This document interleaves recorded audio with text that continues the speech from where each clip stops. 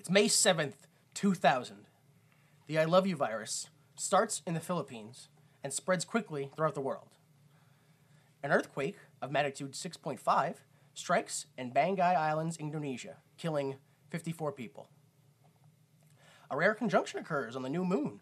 The conjunction consists of the Sun and Moon, Mercury, Venus, Jupiter, Mars, and Saturn. Computers are failing, the Earth is shaking, the planets are aligned. That can only mean one thing. What is it? Did David Arquette just... What's going on here? David Arquette won the world title. David Arquette won the world title. He can't believe it. David Arquette won the world title. And that means we watched WCW Slamboree 2000.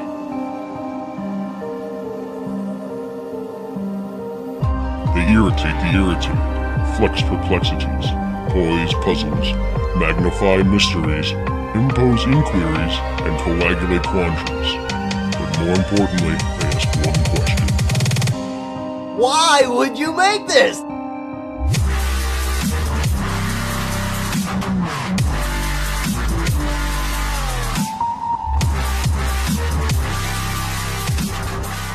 Hello, everybody. Welcome and thank you for listening. This is Why Would You Make This? The only podcast to watch publicly confirmed bad movies and genuinely ask the question, why would you make this? I am Jimmy Time. I'm joined as usual by my co-host, Danny Money. How are you, sir? I'm alright, and yourself? Pretty good. Jay Delta, how's it going? What it is, What it is, yeah, that's... I knew no matter what I asked you, you'd say what it is. Yeah, I knew it. You guys watched WCW Slamboree 2000, correct? Yeah. Yes. All right, cool. This is a film that did not get lost in translation. WCW Slamboree it's a made-up word. It's not something that you can translate. It's kind of like trying to translate Dr. Seuss. You're just gonna end up hurting yourself somehow. So, I mean, usually the translation leads into the budget and stuff. So, Mr. Money, do you have anything with the budget, or because it was a pay-per-view or TV? Do you have any ratings or anything like that? I do have some information. At the Kemper Arena that night, there was 7,000 fans attended the pay-per-view that evening. That's it? 7,000? Yes. Jeez. When I read that, I was just like, wow, this is like Holy a crap. decent TNA pay-per-view. You know what? I was going to mention it until later, but you bring it up right now. There's a part in the first match, Artis versus Chris Candido, where Capacity crowd. they go to the entrance ramp to like just mess around or whatever, and the camera cuts too much to the right, and you can see it was like the TNA event we went to, where everything that the hard camera doesn't see, Empty. It's cut off. You can't Yeah. sit there. Like basically the floor crowd is right up to where the hard camera would see, and then they just cut everything off. And I was just like, oh my god, how bad was it at this point? I was curious. I don't know. Did you look up the attendance of the place, the Kemper Arena? No. I happened to look it up just out of curiosity. It's about 19,000. So not even half. Yeah. they didn't Close to it. Huh? Yeah, they fucked up. Yeah, and then their buy rates for that pay-per-view weren't any better. They had a .14 buy rate, which was an estimated 65,000 homes had purchased it. At $25 the pay-per-view, they made about 1.6 million that night on Slamboree 2000. That's like Hogan's contract. That's Yeah, nothing. that's Exactly. I looked at the pay-per-views throughout the rest of this year, and it was actually one of the worst buy rates for pay-per-views. The only one beating it out was Starrcade, which I'm pretty sure is their like WrestleMania. yeah, that's their big. Yeah. Wait, this was the so Starrcade got worse. Worse, yeah. Starrcade was .11 on the ratings. Oh my goodness. My Yeah. God. And I'm not the ratings, the buy rates, but Yeah. Oh boy. Well, I might as well bring this up now since we're in this. WWF Insurrection 2000 happened to run pretty much coincide about the same time. We haven't quite figured out how time works with regards to this, but it was May 6, 2000, so the day before it took place in England, and they had an attendance of 17,000. So, Oh boy. yeah. Does anybody know offhand? Because I know nobody looked it up. The day that WWF started winning the Monday Night Wars. It was 98. Oh yeah, that early. Yeah, Yeah. it was like 98. So this is them just. Yeah, they're in a downward spiral. yeah, this is supposed to be around WCW's supposed like rebuild up era where they're trying to compete again. Yeah, I had to, since the fucking whole pay-per-view is New Blood versus Millionaires Club, and I was a little rusty on that, I had to start looking into it. Yes. And yeah, you can tell that they were just fucking desperate. Yeah. We'll go ahead and get to that. But before we do that, I want to go ahead and do our favorite hour, the Troy McClure Hour. What a terrible waste. Hi, I'm actor Troy McClure. You might remember me from such driver's ed films as Alice's Adventures Through the Windshield Glass and the Decapitation of Larry Leadfoot. For the next 60 minutes, we'll be seeing actual film of car crash victims.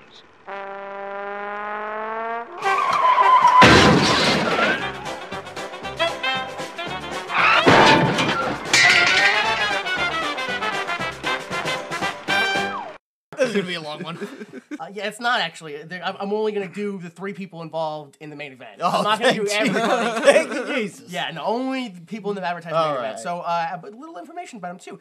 Jeff Jarrett is a third-generation wrestler, and he has held 74 championship titles over his wrestling career, including a collective 16 world championship range, which is 6 NWA TNA titles. Well, actually, just NWA, because he held it NWA before they were TNA. So, 6 NWA titles, 4 WCW titles, 3 USWA titles, that was like territory days. Yeah. 2 WWA titles, which WWA is after WCW closed. Everybody that didn't go to WWF when they got bought out went to this brand new Australian promotion. Yeah. And just like Sting, Jarrett, like Bret Hart, like just any Macho, Yeah. anybody that didn't go to there, they went to WWA. And then he also has 1 AAA title. Okay. You may remember him from such roles as youth pastor in Spring Breakers, himself in 2 separate episodes of Blue Collar TV, which is the Jeff Foxworthy television show. Oh, God. And he was also a uncredited wrestler in the Chris Rock film Head of State. I think they might have went to a TNA event like in the movie because you can also see Ron Harris, B.G. James, and Ron Killings in the background too, all uncredited. Yeah.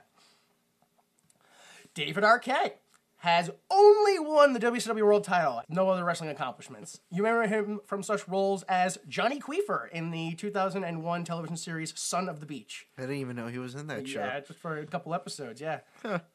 Gordon in C-Spot Run. And because we just talked about what his most recent role was in the last episode, he is currently still acting, and he has 6 projects listed on IMDb in post-production.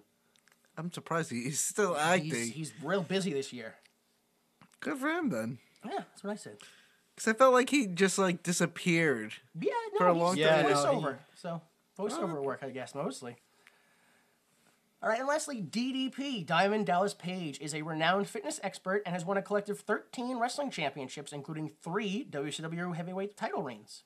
You may remember him from such roles as Billy Ray Snapper in Rob Zombie's The Devil's Rejects, Captain Kennedy in the 2006 film Driftwood, and most recently, Officer Carwin in the Murders of Brandywine Theater. You can see the full cast and crew at imdb.com. All right, so let's finally start the pay-per-view. Well, I like stretching this out as long as we can. Oh, you So dick. fuck you. Yeah. I just want to say, apparently this was all brought about because they decided that the storylines were not working. Yes. Let's rework everything. Yes. We got to push the new talent, so we make all the new talent the bad guys. Kinda? Right? No, that's exactly what happens. No, yeah, that's what That it is is. exactly. They think we're gonna team all of the new guys with Bischoff and Russo, Yeah. and that'll push them into. I don't understand. Here's what I want to know. At this point, who is a WCW fan?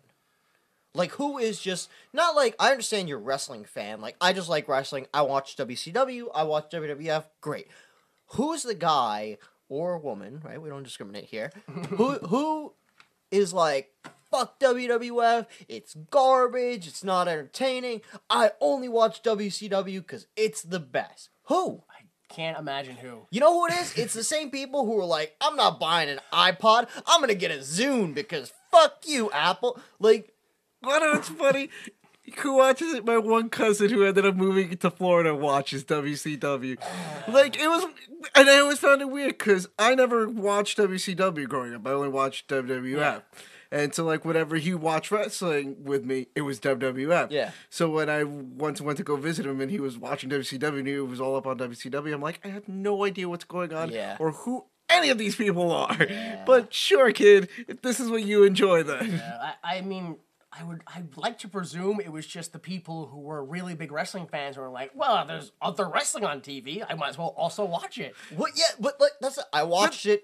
But yeah, Like, because it was wrestling. But that was the thing. He only watched WCW, though. Yeah, he didn't watch WWF. that's yeah, crazy. exactly. That's the person I that's don't understand. dedication. Exactly. That's why I always found it weird, because I was just like, That's him. there's a DSM diagnosis for that. Oh my God. For like, if you look way in the, it's like WCW fan.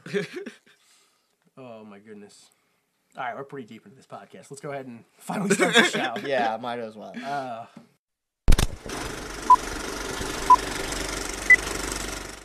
All right, show starts off with a video package that we already talked about. Last Thunder, everybody, both groups were in the Millionaires Club, but New Blood.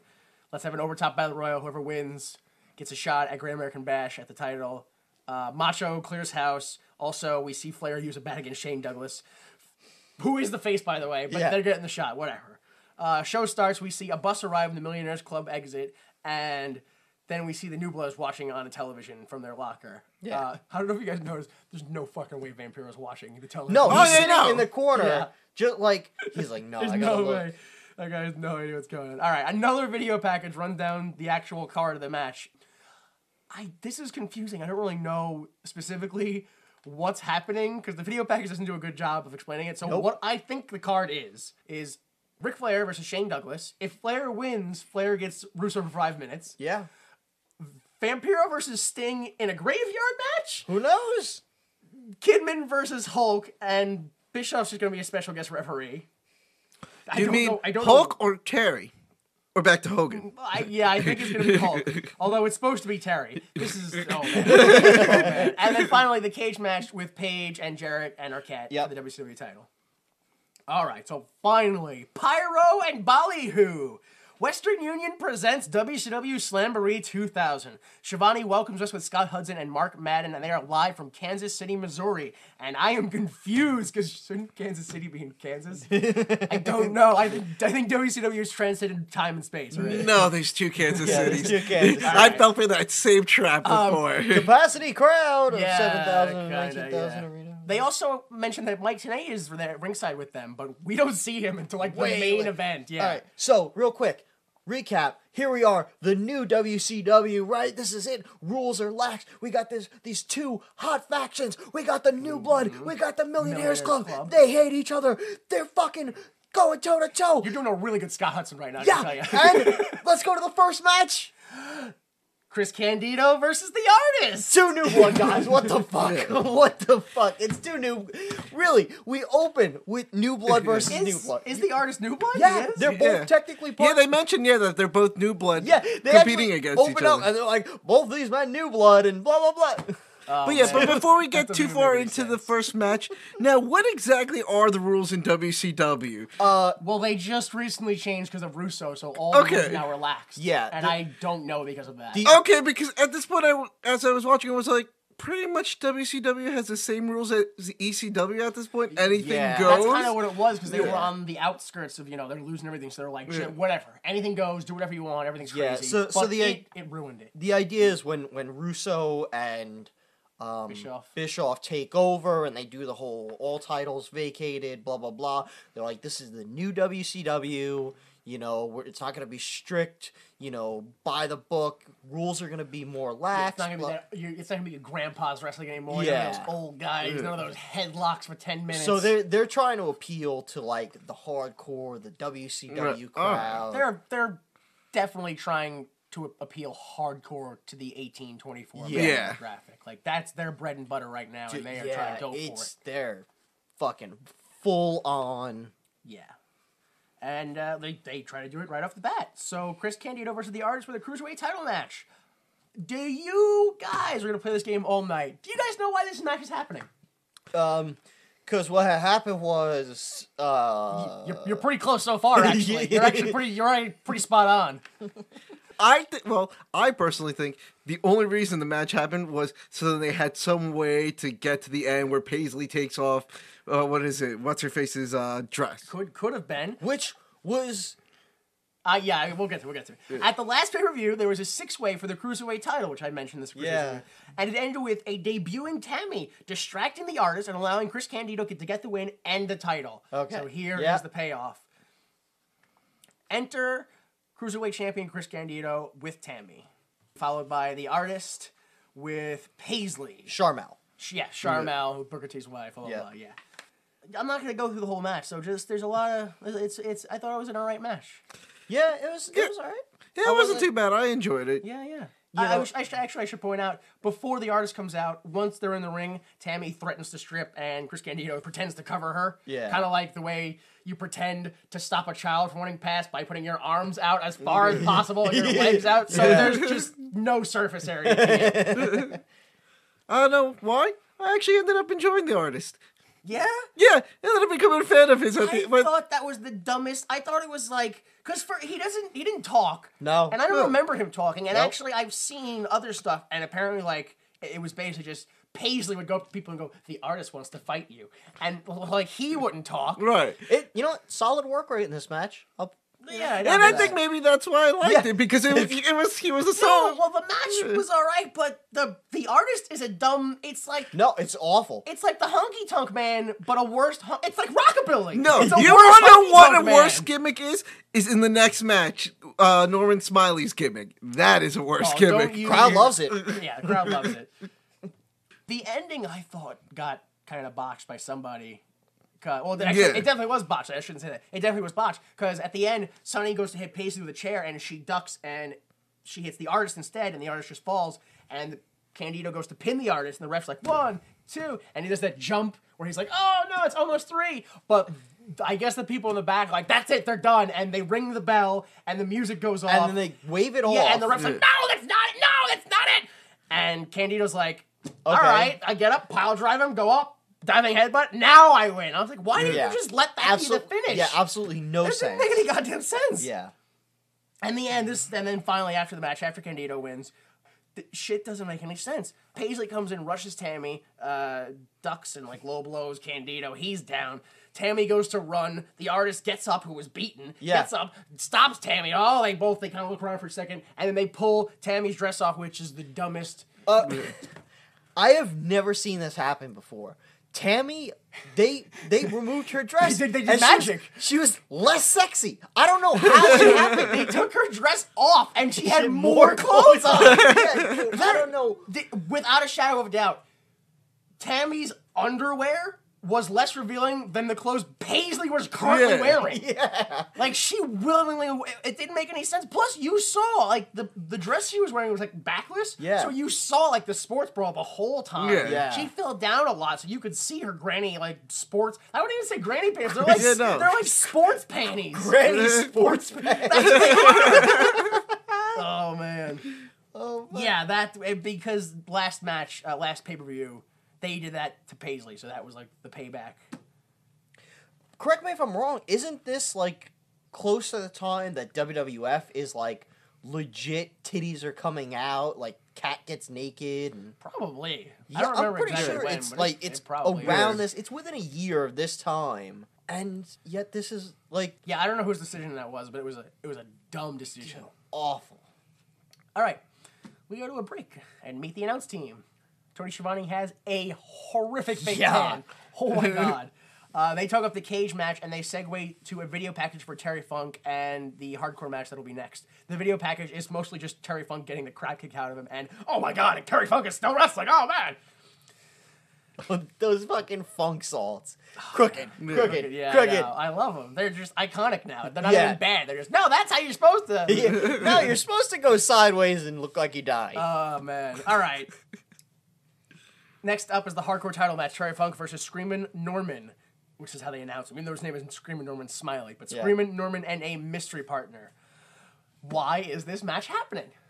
What happened was... No, you're very far off at this time. What had happened was I just told him. You don't pay attention. All right, look. there were still too many old people on the roster, and they needed something to give them to do rather than to showcase them in an actual match. Not far off from what Russo said on April Oh, 10th. awesome! He was like, we're gonna get all the titles back from everybody, and then he was like, we're also gonna get the hardcore title back from Terry Funk because he's not a millionaire, so he's not Millionaires Club, and he's too old, so he's not New Blood. So whatever. So at the end, Terry Funk still ends up with it.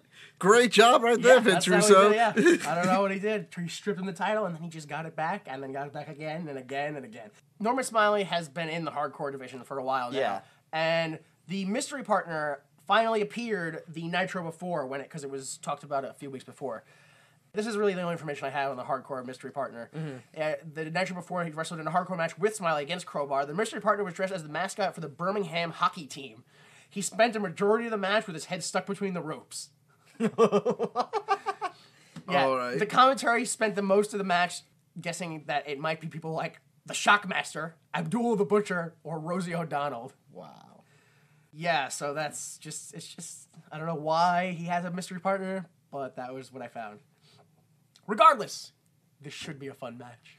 Oh wait, I think they mentioned why he has a mystery partner because he can't beat Funk. So So he has. Yeah, okay. so he got someone to help him out. That does make sense considering what happens much later. But so we see Funk walking backstage, and he sees a group of people and asks them, "Where's Norman?" And the group point out to a bathroom, just totally selling out Norman. Yeah. This happened the last pay-per-view. Yeah. He said, "Where's Norman?" They all pointed to a bathroom, and he went in there, and he opened it up, and he was like, "Ah!" And the fire extinguisher there, but yeah, it was a mess. So yeah, Funk says deja vu, just a different crapper. He calls him to get out, but when Funk goes in to confront him, it turns out it's just the masked man, and Norman attacks from behind with the fire extinguisher. Not hitting him, just spraying him. Yeah, just spraying him with it. This is the start of a great hardcore match, I feel. Dude. There's a part in the match where the mystery partner finally gets a chance to get involved in the match, and he takes a garbage can and just kind of starts tapping Funk in the head. And as bad as that was, my favorite part is all of a sudden Norman Smiley just goes, "No!"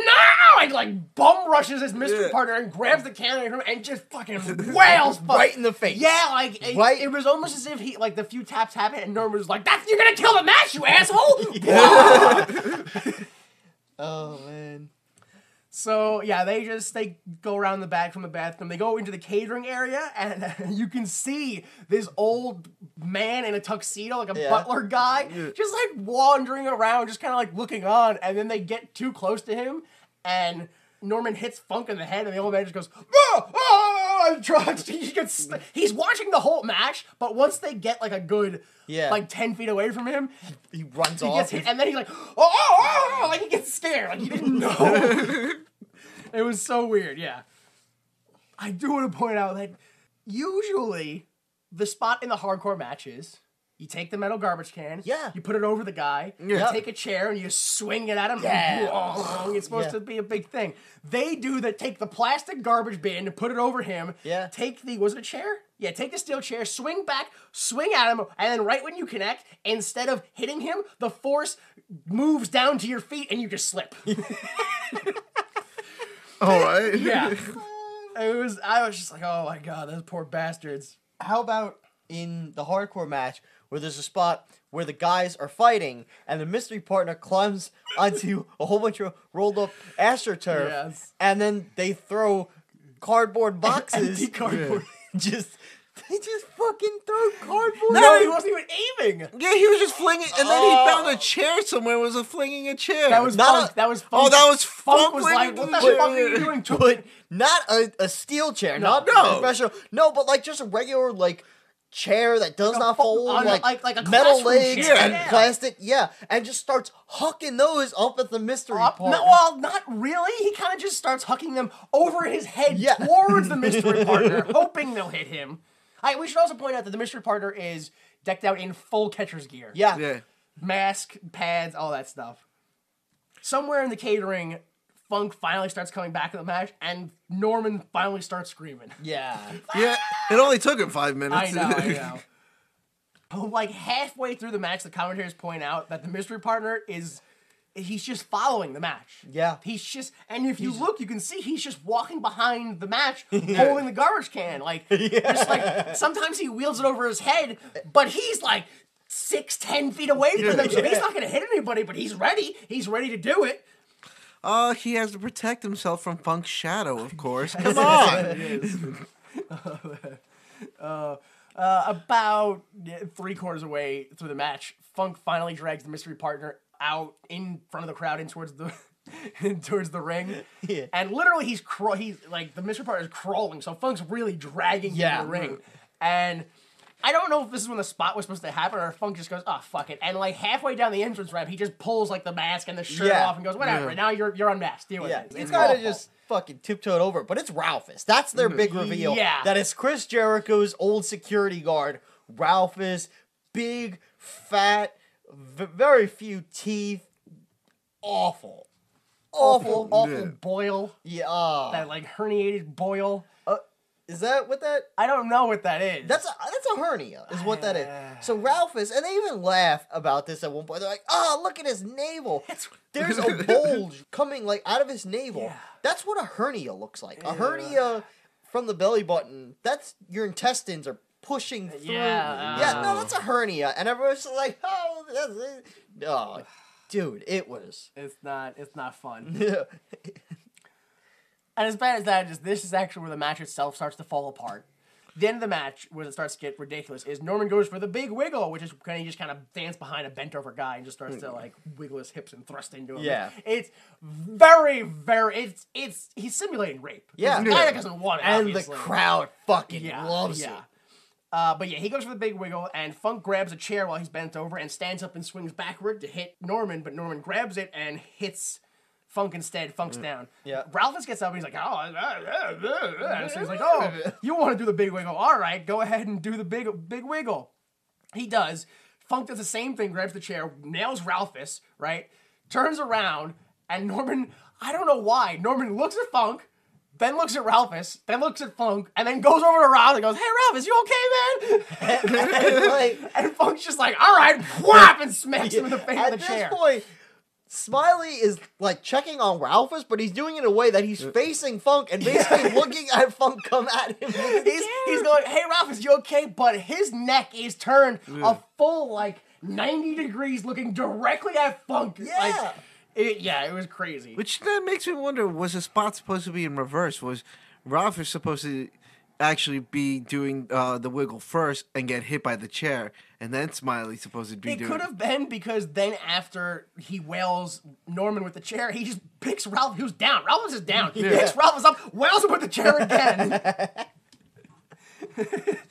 Then Funk just rolls up Norman, who gets up again, because Norman, after he hits Ralphus a second time with a chair, walks past Funk. Yeah, Norman gets up again and goes to Ralphus and goes, hey, Ralphus, you okay, man? And then Funk rolls him up. Past Funk, who's up, and just walk past him and goes, hey, Ralph. Hey, Ralph, man. Come on. So, yeah, winner, Terry Funk, retains the hardcore title. And once again, despite being the loser, Ralphus and Norman Smiley, the losers, are up post-match celebrating, going, yeah, we did it. Insane. So, obviously, we have a great hardcore match coming from WCW. Does anyone want to take a guess? Insurrection 2000. Oh, what? What the hardcore match was there? What is this, 2000? What? May. 2000 May. I'm going to guess Raven was in the match. Nope. No? Hardcore Holly? You're halfway. Crash Holly. Crash Holly. And the Mean Street Posse? The British Bulldog. Oh my God. Wow. Crash Holly defeated... Oh, yeah, they're in England, duh. Yeah, Crash... no. But I think the British Bulldog would have a better match than the hardcore match. Bulldog defeats Crash Holly in a 3.5-minute hardcore match. They didn't give him a full... No, it's just, fuck you, England, squash. Awful. All right, up next is an interview with Mean Gene, and he's got David Arquette. And he goes, hey, why are you not with the Millionaires Club? You're a millionaire. And he says... Well, actually, he says... Your wife's a millionaire, so why aren't you in the Millionaires Club? And he goes, look, I made my own money, all right? I don't need my wife's money. I have my own. And he's like, but also, I'm very scared, all right? I'm not... Actually, David Arquette says specifically, DDP doesn't think I'm a sports entertainer, so what? So I was just like, ugh. Even back then. Yeah. All right, next match. The perfect one, Shawn Stasiak versus Curt Hennig. Why is this match happening? Well, what happened was Shawn Stasiak is the new blood, and he's the new perfect. And Curt Hennig... So, Money, you got anything for this?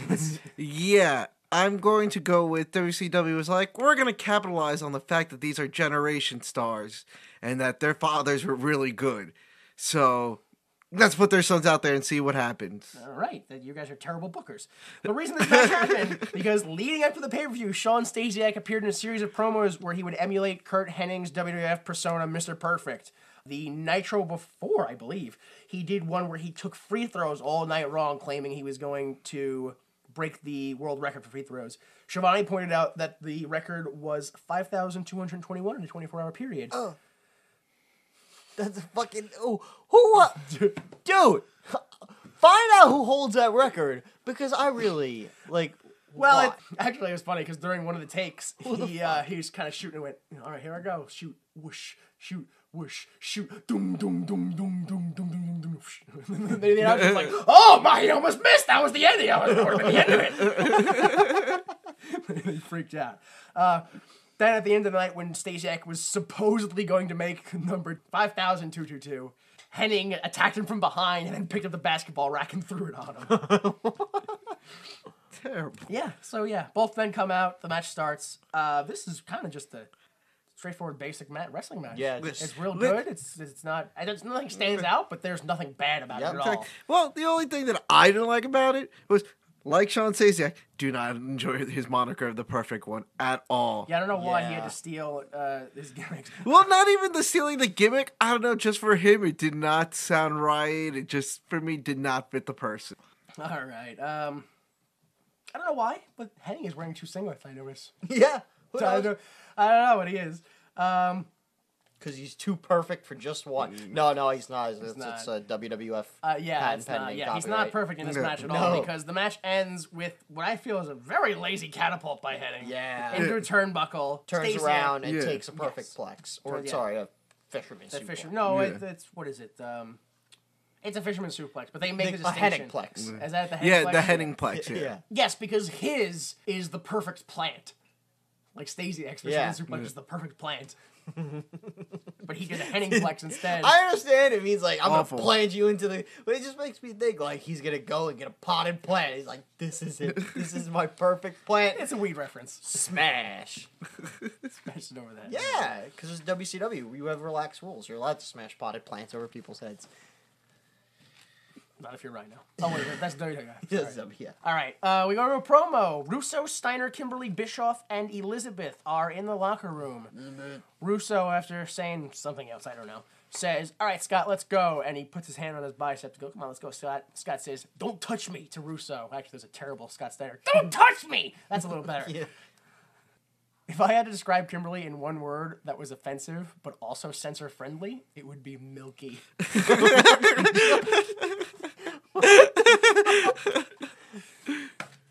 So next is the U.S. title match. Hugh Morris versus Scott Steiner. Why is this match happening? Well, what happened was you have the Misfits in action, and they're not good enough, so we're going to let them go. But Hugh Morris, he's a guy, and their things, and what happened was... That's kind of close, actually. Yeah. So, you got anything, Money? You want to guess? No? All right. I don't know why this match is happening. But... It's not between Hugh Morris and Scott Steiner. You got that wrong. Let me tell you Okay, why I want to explain why this match is happening. First off, before this pay-per-view, Bischoff put Hugh Morris in a three-way dance against Steiner and Jarrett the night show before this, with the stipulation that if any of the Misfits in action interfere, they're fired. Okay.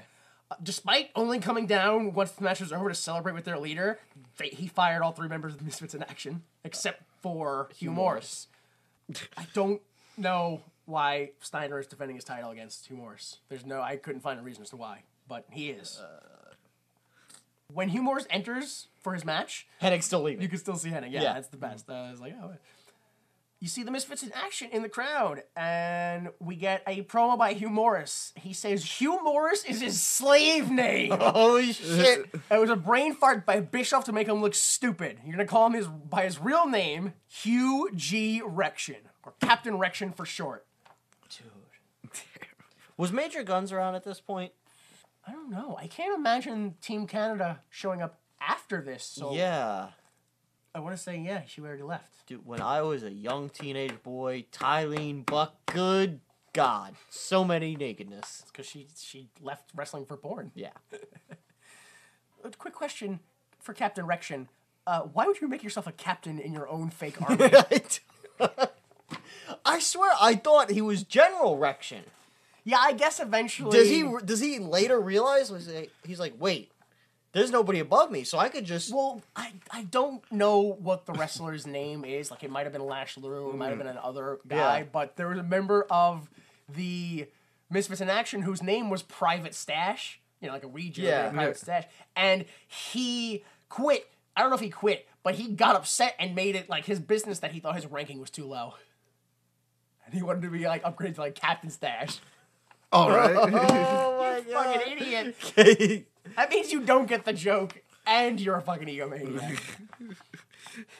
Terrible. Oh my gosh. But yeah, the only reason I think this match happened, and I'll admit I stopped paying attention for this match because I can give two shits about Hugh Morris, and pretty much this match, to what I did pay attention, was what I thought it was going to be. A giant squash match, and Hugh Morris was just there to feed Steiner someone. Pretty much. That's how I felt, I thought.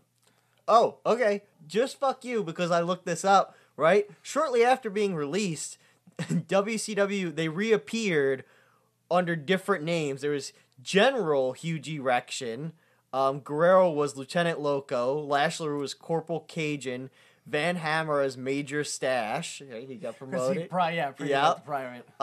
They were given Tylene Buck as Major Guns. Okay. So she came after that, and then we also got... apparently in July, The Wall joined as Sergeant AWOL. Dude! Okay.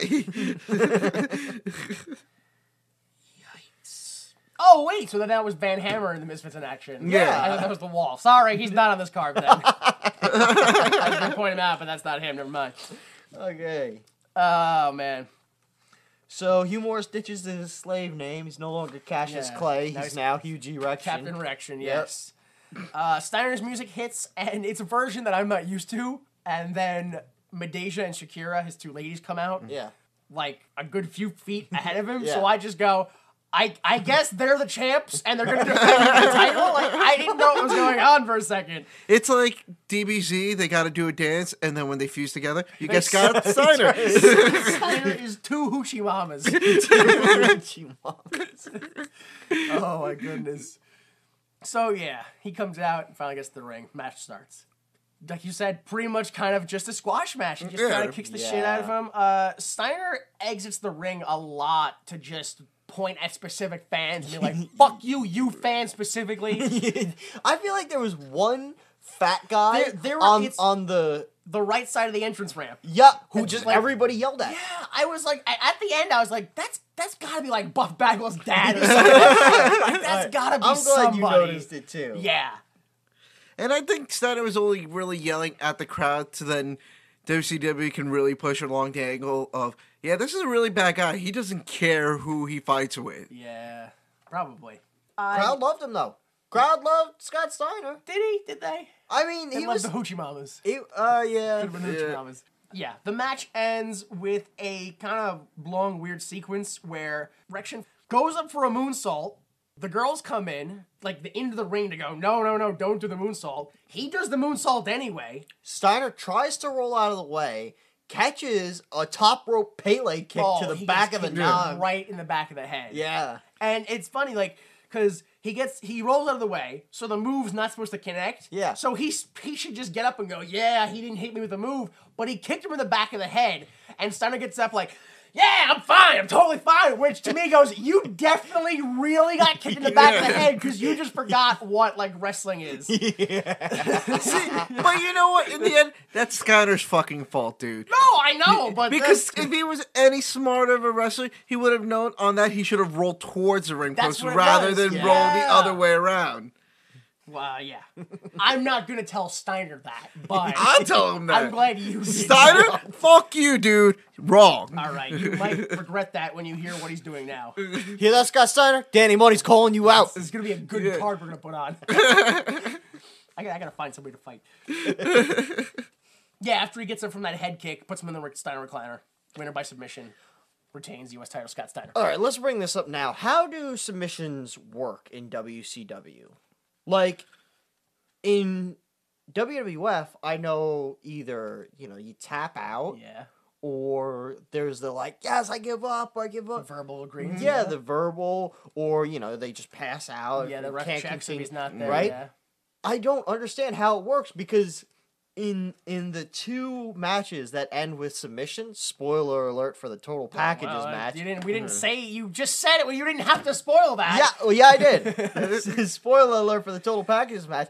Both times, the submission goes on. It's like, bing, bing, bing, that's it. The match is done. Like, it's basically, who can lock their submission in first? That's it, the match is done. I'll give you that because in the Lex Luger match, I thought the same thing. That was Dude. I wasn't sure, but I think it's on the signal of what is it, Bagwell like waving his arm like an idiot.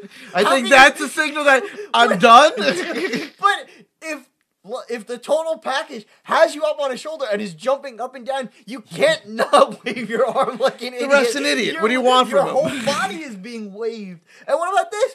Scott Steiner locks in the Steiner recliner. It's bing, bing, bing. Match is over. I was like, but he didn't tap or submit or like. I didn't even see his mouth move. His ref's like, no, that was the end spot. Bing, bing, bing, match, let's go. It was... Bret Hart's with the company at this point, right? Kinda? yeah. He's the 10th most liked guy in the company, so... So maybe when they signed him, he was like, listen, you got to institute a rule. Once someone slaps in a submission, that's it. It's over. No. We can't have this Montreal bullshit again. No, actually... on his debut, if you On his remember it, go for it. debut, he literally, it was Hogan and Sting. yeah. And Sting puts Hogan in the Scorpion Deathlock, and Bret Hart is like, bing, bing, bing, bing, bing, and like calls for the bell.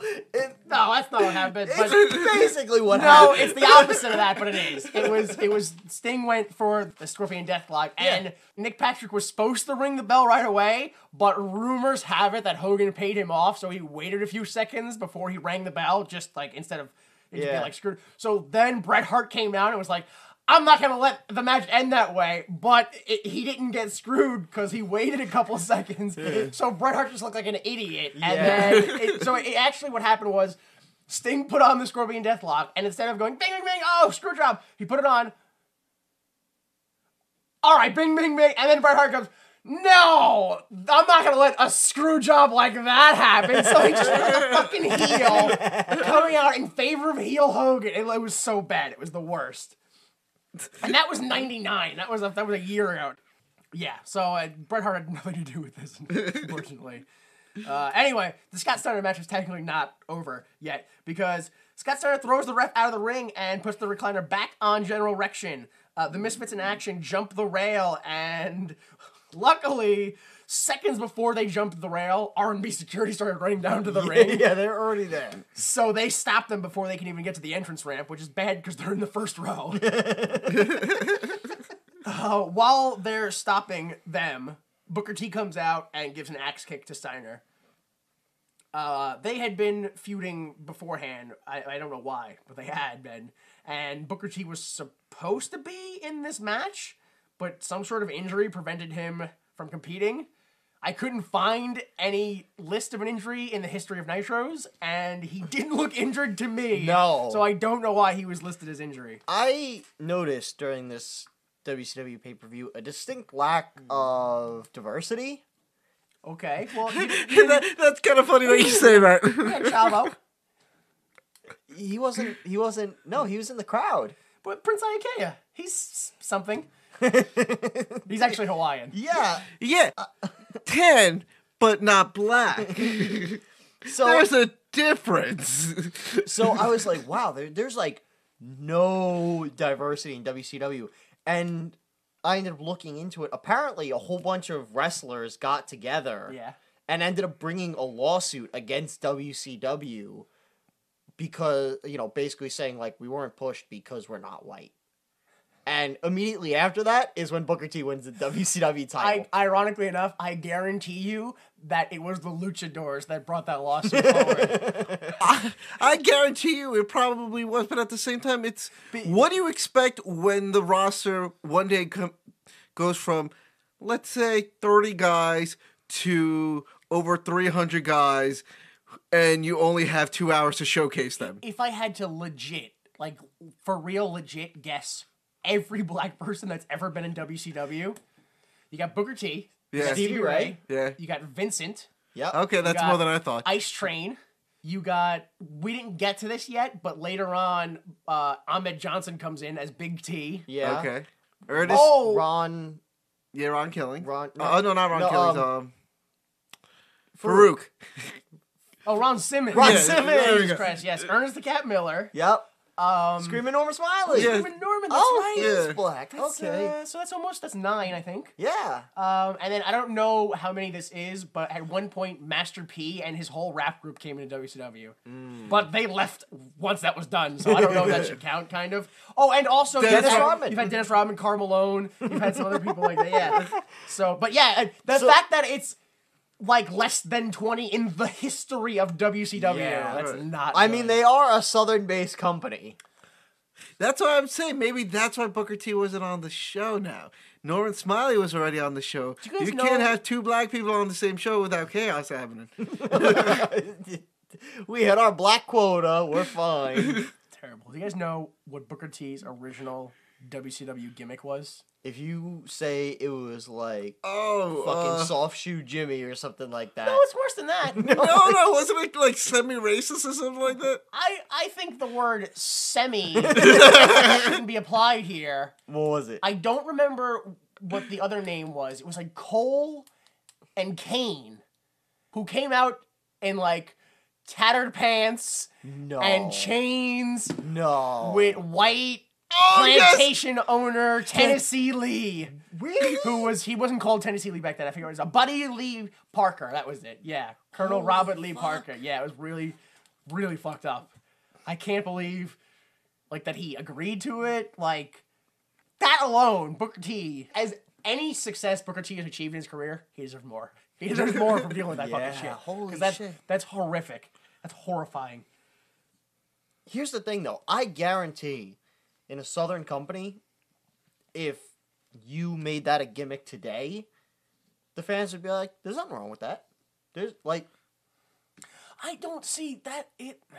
I don't know. I don't think it would understand the get world over. today because I don't have enough faith in the South. In the world today, racism is a very important topic. So realistically, you probably should be having like race-related wrestling gimmicks and stuff like that, because that's stuff that we're trying to get out into the mainstream that people will be comfortable with, and that's how you do that. You talk about it. Yeah. You show racist live on the air in prime time, and people go. But nowadays, you show that, and instead of people going, "Well, racism isn't cool," they go, "Don't show me racism. Yeah. Stop that." So it's hard to be like, that's what you should have this day, but if you did, it would get taken off immediately. But here's the thing. I understand doing it in a satirical fashion, like we're looking at this. That wasn't... And we're analyzing, and that's the thing. WCW, I'm sure, did not. It was just like, no, this is a character. What do you mean? Oh, that's just how it is.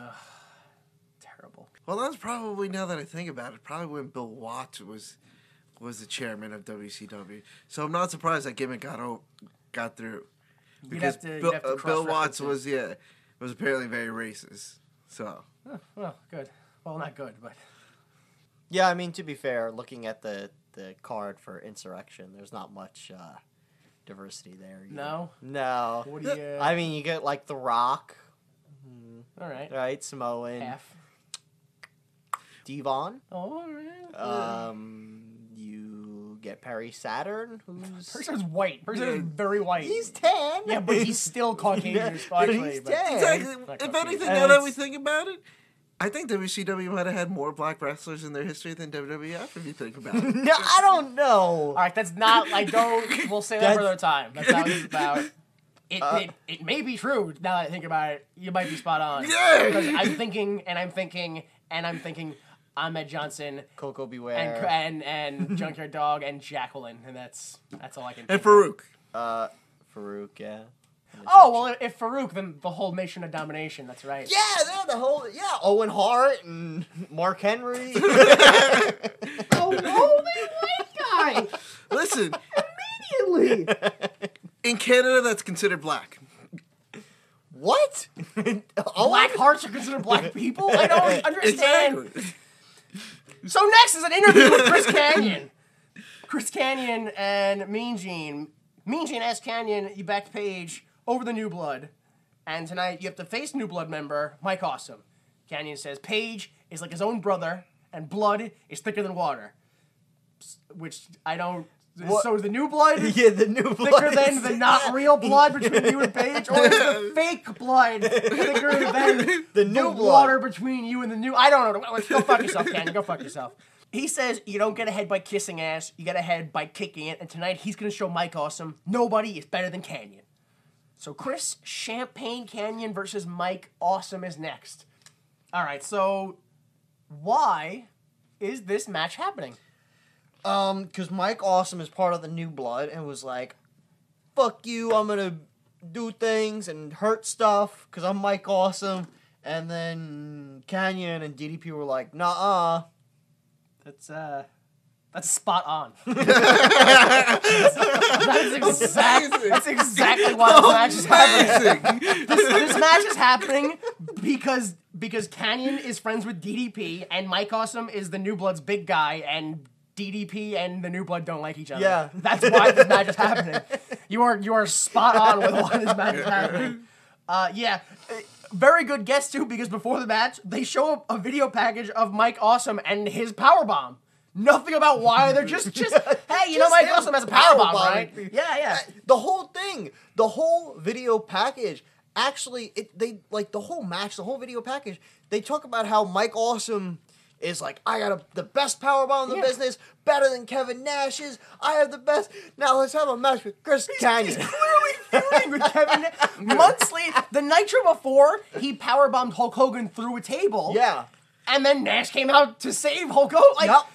And then he powerbombed, he's fighting Nash. I don't know why Kanyon is involved in this shit. Which, thank you for mentioning that, because they show him powerbombing Hogan like good 2-3 times, and each time they show it, it looks like he can barely hold Hogan for the powerbomb. Hogan weighs like 300-something pounds. The guy's a mammoth. But still, it's like, if you're gonna do a spot like that, at least work on it or think of something different to do rather than be like, yeah, I'm gonna give you a powerbomb that's just gonna look really fucked up now. Let's not blame it all on Hogan's weight. Let's maybe say Mike Awesome is not the best at powerbombing people. Yeah, he almost fucking broke Kanyon. Yeah. I'm surprised Kanyon even walked.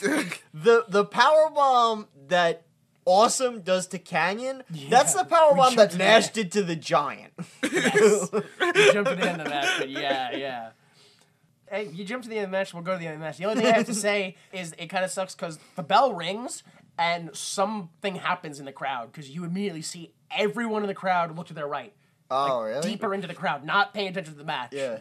Which sucks because the bell rings and they just start brawling, and then there's like a kick and a boot, and Kanyon gets sent outside, and Mike Awesome just jumps over the top rope at Kanyon, and the crowd's still just looking to the right, not paying attention to the match.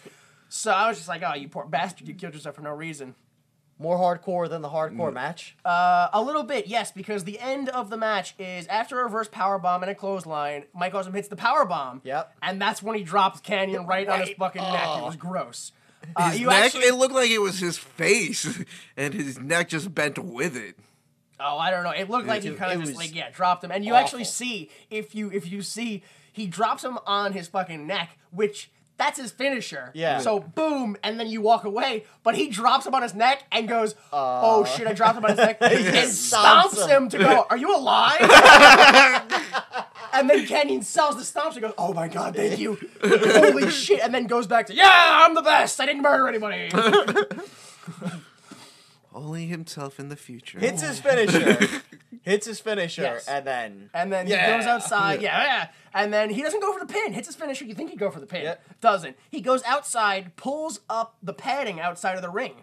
Awesome does. And he goes to Powerbomb Canyon again on that side. This time, Wolfpack music hits. Nash comes out. He makes the save.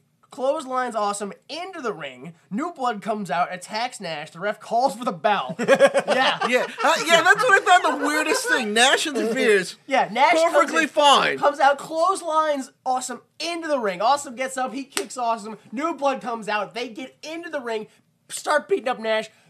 Then the ref, no, disqualification. Match is over. So it's funny because we brought this up during the Ready to Rumble podcast. The fact that the ref has no problem with interference by 5, 6, 7 guys. But eventually, it gets to the point where they're just like, you know what? Fuck this. Bing, bing, bing. Well, not even that. It's and like, that's real. That's actual WCW at this point. Exactly, because I feel like they do that as a theme later on in the night with a couple matches where it's just like, yeah, we're going to have one guy come out, and then we're going to have 3 other guys follow for no reason.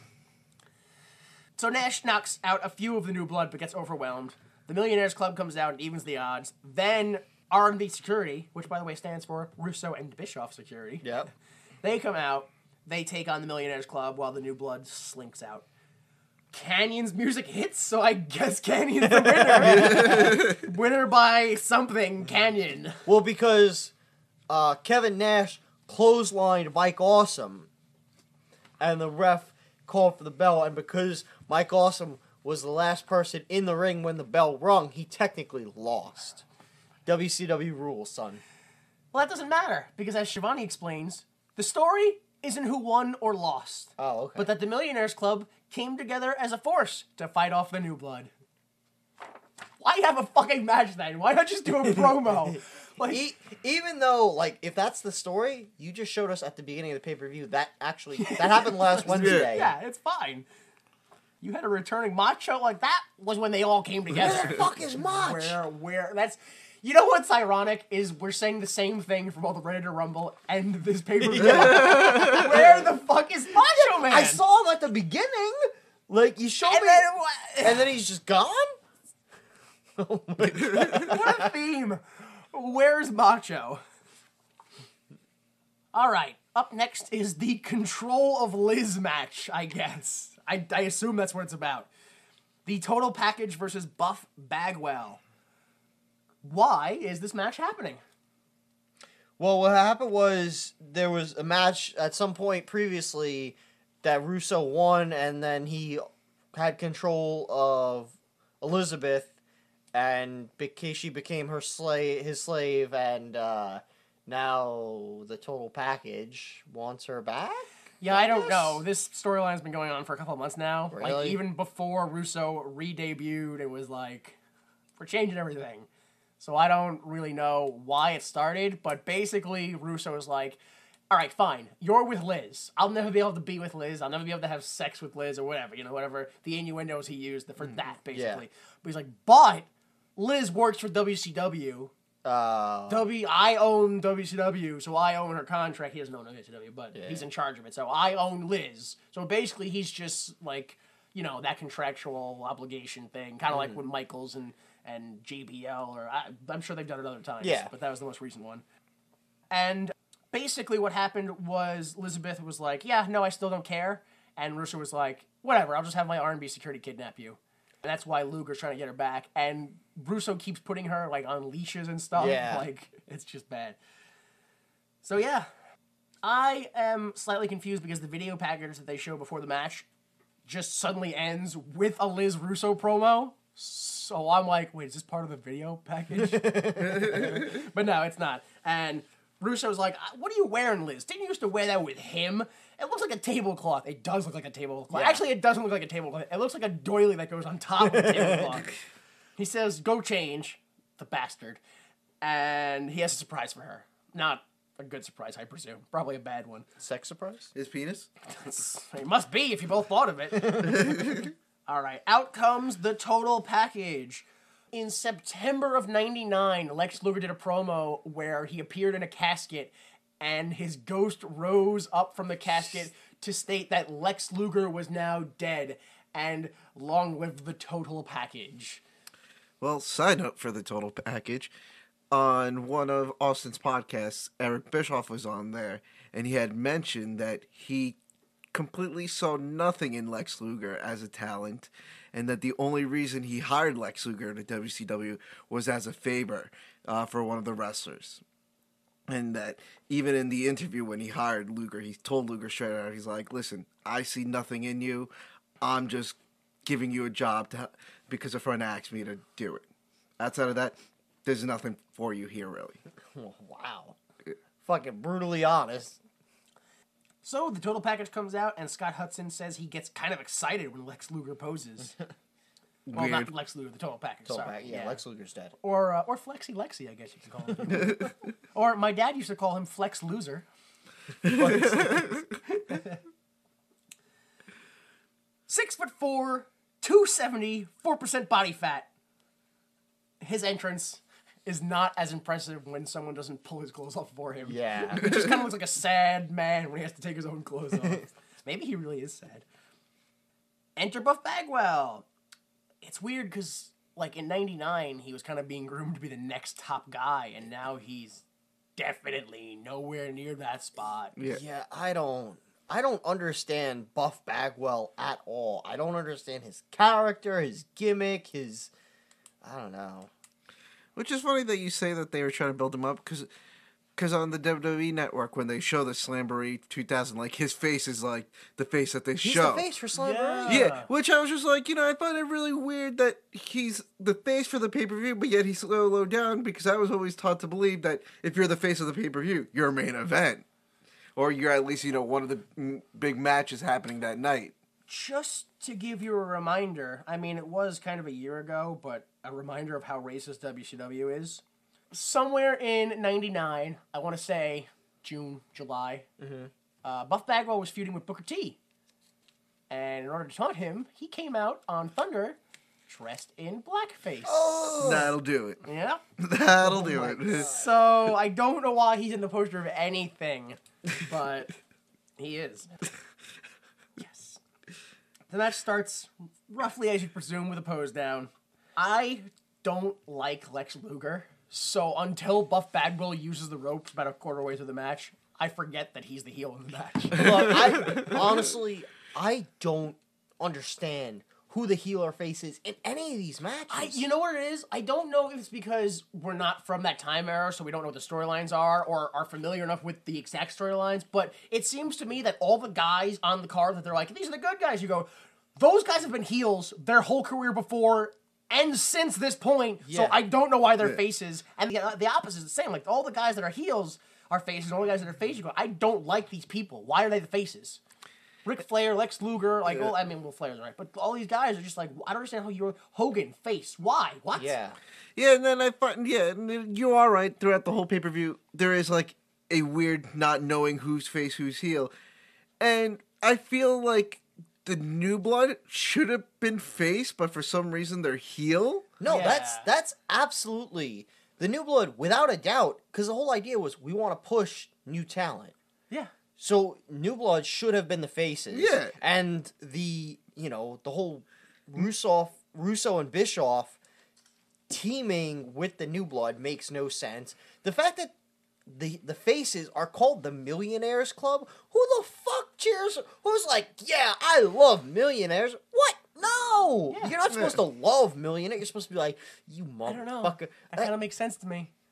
Really? Yeah, Republicans, Deep South. No, but like it doesn't. I'm not saying it makes sense from like a personal standpoint, but the history of stereotypes. It's had enough. It's just it's all so backwards. Like, it makes so much sense if it's like Nash and Hogan and all these guys being like, fuck you, no, we're not going to let any of these new talent, you fans want to see them, we're not going to let it happen. Great, make them the heels, Team Bischoff and Russo with them if they have to get involved. Great, put them with them, and then let the new stars get built up by working their way up and having to overcome all these old guys. But instead, it's literally like, no, all the guys who've been around forever, yeah, well, you're still going to cheer for them. Yeah. And it's not like Hogan can be a huge heel. Nash can be a huge heel. Well, Flair, motherfucker, was in the Horseman. He could be a huge heel. Like, I don't know if it's just the fact that, like, WCW fans are like, I recognize these guys and they've been around a while. Yeah. It can't be because, like, Hogan was getting some boos when he came out, I felt. Dude, I don't know. I don't understand. I don't know if at this point WCW had changed storylines so much and so often that everyone was just like, I'm just going to fucking clap, and then whoever's up at the time I'm clapping, they're the To be face. honest, most of the time you watch WCW, man, it seems people are just there to yell and, like, wait for titties and beer. Like, it's just... It seems like it's less about the show and more about the atmosphere at this point. Maybe. Again, who was a WCW fan? I don't know. Who was like, I want to watch this. Fuck WWF. I don't know. The match ends pretty weird too, I think. Towards the end of the match, we're shown Russo leaning back in a chair, and Liz runs up and pushes him down from the chair, grabs the bat that he has, and leaves. Yep. Total Package calls for the rack, but sees Elizabeth, who ran down to the ring and gets distracted. Liz enters the ring and goes to hit Bagwell, but he catches the bat and goes to kiss her, but instead kicks the package, like kind of like behind, like a mule kick almost, then nails him with the bat. Bagwell goes up for the blockbuster, and Liz nails him with the bat. Yep. Finally. Package picks up Bagwell, torture rack. Bing, bing, bing, bing, bing, bing, bing, bing. Immediately win, yes. Elizabeth is away from Russo and back with the Total Package. Hooray. Yeah. They hug. In a hug that's actually, like, awkward. Yeah. They kind of hug in a way that I'm like, did you guys just break up in real life? Like, it was kind of a weird hug. Yeah.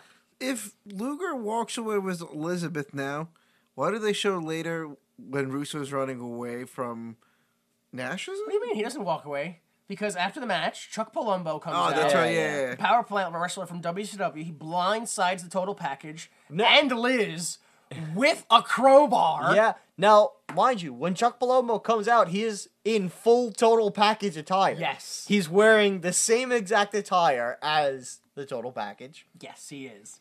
Trunks, same knee pads. Boots, Well, everything. I mean, they're not too white. It's just black with the logo on it. Yeah. That logo is the logo of Lex Luger's gym. The actual man Lex Luger, so not the Total Package. But he's dead, and then Total Package inherited Lex Luger's gym.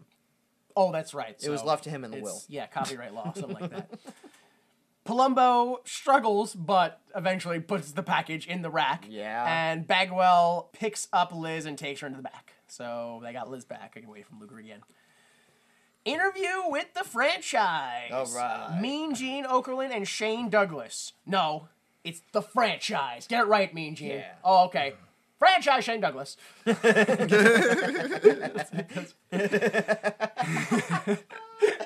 was the best. Douglas faces Flair later on tonight. And Douglas grabs the camera as he cuts the promo and he says, it's been 7 years coming, but tonight he finally retires Flair, and tonight Flair gets his ass franchised. Yeah. Which confuses me because I didn't know, like, if there was a retirement stipulation on the match. I guess that's what it was supposed to be. It was supposed to be Flair loses, it's retired, Flair wins, he gets Russo. Like, I didn't even know there was a stipulation until after the match ended. Yeah. I didn't get it either. So, Shane Douglas versus Ric Flair. Why is this match happening? Because they finally want to capitalize on the fact that Douglas has been shitting on Flair for years. That's exactly why this match is happening, yes. For 7 years, Shane Douglas has been saying things like Ric Flair sucks, calling him Dick Flair, and claiming Flair kept Douglas down during his NWA years after he got the rub from his then partner, Ricky the Dragon Steamboat. And it's just been, over the years, he's been calling Flair garbage, and Flair's been going, yeah, I'm Ric Flair, I don't care who you are or what you say here. Well, even Flair points it out, too, when they're both in the ring, and Flair's just like, yeah, this is how a champion gets in. And he's yelling at the ref to hold up the ropes for him. Yeah.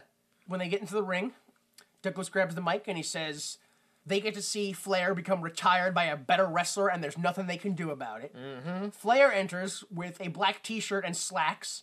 He calls Douglas a dipshit and says he's going to kick his ECW ass. Flair's wearing a black t-shirt, black dress shoes, black slacks, and a black leather belt to wrestle on a pay-per-view. Dude.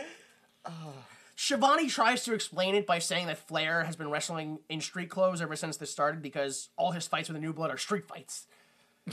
But that's the worst. That's disgusting. Dude, the fact that he's just wearing dress shoes, it's... Yeah, the fight...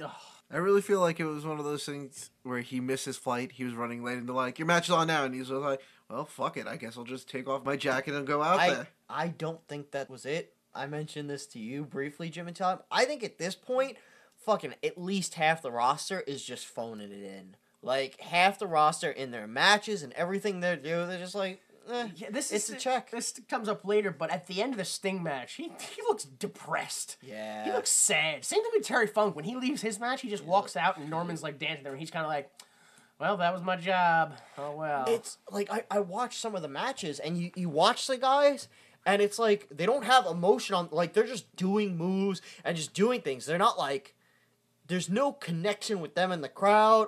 It's just like, blank face. Like autopilot. Yeah, it's autopilot. It's like, well, I don't know. I didn't feel that way that much with the Vampiro and Sting match. My only issue with that match was that I thought it was a little too short. Not everything. Right, yeah, but no. I would say at least half of the workers are just like, yeah, I'll give you that. Who gives a fuck? I wasn't saying the Sting match was bad, but I was saying once the match is over, yeah. when you watch him walking the back, you see that he's got this look in his face He's like, like, what the fuck am I doing Yeah. here? Because he probably thought the same thing I did. The match should have been longer. Probably should have been. I don't know. So anyway, yeah, Shane Douglas versus Flair. I don't know. It was an alright. It was kind of weird. Yeah. Despite there being like totally relaxed rules, 3/4 of the way through the match, Shane Douglas sneaks a chain out of his boot. Yeah. And punches Flair and then hides it back in his tights, which doesn't make sense because later on in the match, Flair full on low blows him. The ref's just like, "Oh, that was rough." Yeah. Yes, I don't. I fuck me because I should have counted. How many matches does someone get low blowed in? It's a lot. It's a lot. It's. I didn't keep track. Yeah. It happens 3. It happens in this that I can match, think the of. Sting match. It happens in the main event match. It happens in the first match. Oh, the I cruiserweight match? Candido it happens in. There might have been a low blow. Did you mention the Hogan Kidman one? Nope, I didn't mention that. Yeah, there's that so one. that's 5 matches where a low blow happens. But like, I get it, lax rules, but it's fucking like what does the low blow mean? What's the point? I don't really know. Like I said later on in this match, towards the end, Flair bounces off the ropes and just kicks Douglas Field goal. right in. Yeah, Yep. field goals him. And the ref's looking right on. And he's like, meh.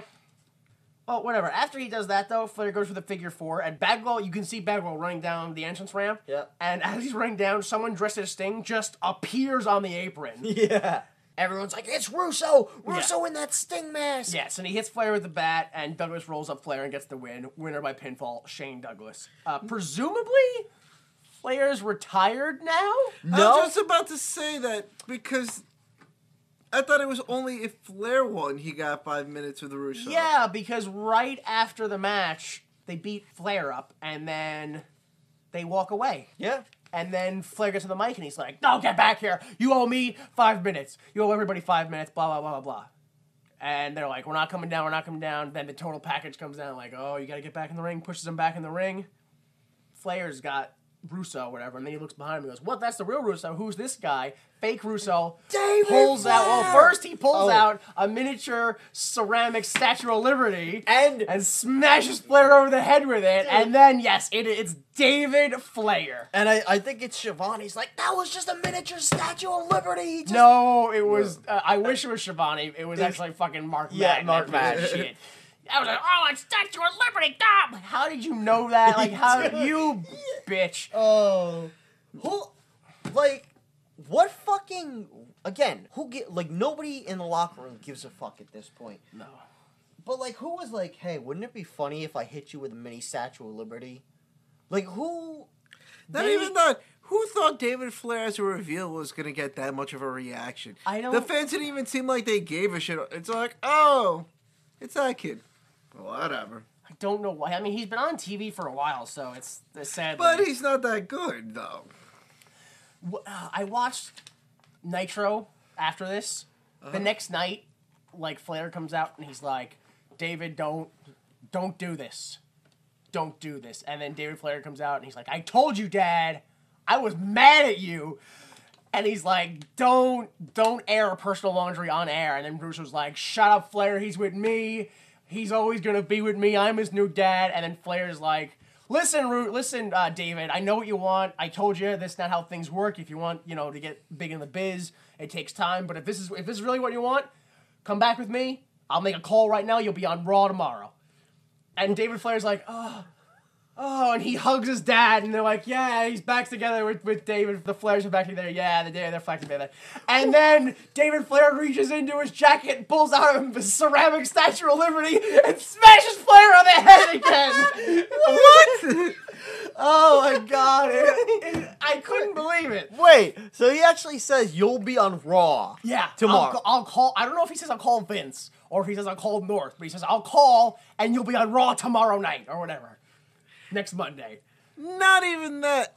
They're trying to push ceramic Statue of Liberty as a gimmick? I love it. It's great to me. All right. Oh, man. So, yeah, anyway, they start a 5-minute beatdown. Russo comes in. They both beat him down. And 5-minute beatdown. And it all started with his own son. That's direct Ready to Rumble. The beatdown started with his own son taking his mask off. Damn it! Oh, man. We could have fucking phoned this in. We could have just replayed the last episode. That's what they did. It's just Ready to Rumble all over again, huh? Well, actually, it's not, because Wolfpack music hits and out comes Nash. Oh, shit. Wearing a Lex Luger gym t-shirt. When it cuts back to Russo in the ring, you can actually see Russo in the ring mouthing curses, going, "Fuck! Oh shit! Fuck!" Like just as Nash is coming out, I'm like, "Jeez, Russo." Nash comes out and throws David down, and he hits a knee, and he goes to powerbomb Russo, but then Daphne comes in and hits another low blow on Nash. Nash goes down. They stomp him for a while. Russo, David Flair, and Daphne all leave together to cheers for some reason. Dude. They got cheers at the end. It didn't make any sense to me. I assumed it was just because Daphne's hot. Yeah. I do appreciate the fact that, they didn't shy away from the Daphne gimmick, and she literally just went out and was just going, ah! Yeah. And just screaming. As annoying as it is, I do appreciate the Daphne gimmick for being 100% all the time. It's turned to 11 from start to finish. There might be other people phoning it in. She's not. No, she is definitely not. She was spot on. She was actually at the last VPW show, or the one before that. Good for her. She's going around. She's moving around her life, huh? Yeah, she's, whatever. Yeah, whatever. Capacity crowd of like 300-400. Well, hey, look, we can't all do WCW for our whole lives. Next is a video package for Sting versus Vampiro. Why is this match happening? What's better than one crow? Two crows. Okay, what about you, Delta? Okay, so what happened was Sting is this dark, brooding guy, and Vampiro is like, oh yeah, you think you're dark and brooding? I'll show you what dark and brooding really is, because I'm Vampiro, and I'm all fucked up, and now you're gonna be all fucked up like me, man. Yeah, that's kind of it. You left at the part where he would quote nursery rhymes, but get them slightly off. Like, he'd be like, "Come into my shop," said the spider to the crow. What? That's not how it... What are you doing? Was this after the first blood match? Yeah, actually, what was happening was Vampiro claimed that Sting needed to be dehumanized and turned into a monster. And Vampiro would attack Sting with a red liquid bath. Because they couldn't say blood for some reason. So he attacked him with a red liquid bath. Sting didn't just take the bath and go, what the hell? He was traumatized and left the blood on himself for a good week or two. Weird. All right, just to finish this up, because that was not all Vampiro did to Sting. He didn't just give him a bloodbath. He also hanged him to dry from the bloodbath. He cut a hole in the ring and pulled him through it during one of Sting's match, and then pushed him back out, covered in the red liquid again. The Nitro before this, they had a graveyard match where Vampiro hit Sting over the head with a tombstone, shattering it, dumping Sting into an open grave, and then instead of dumping the dirt from a wheelbarrow onto the grave, he pushed the whole wheelbarrow into the grave. Despite him having that happen to him on top of the tombstone, Sting came back later that night and beat him up with a bat. Why? At night, yeah. How? How?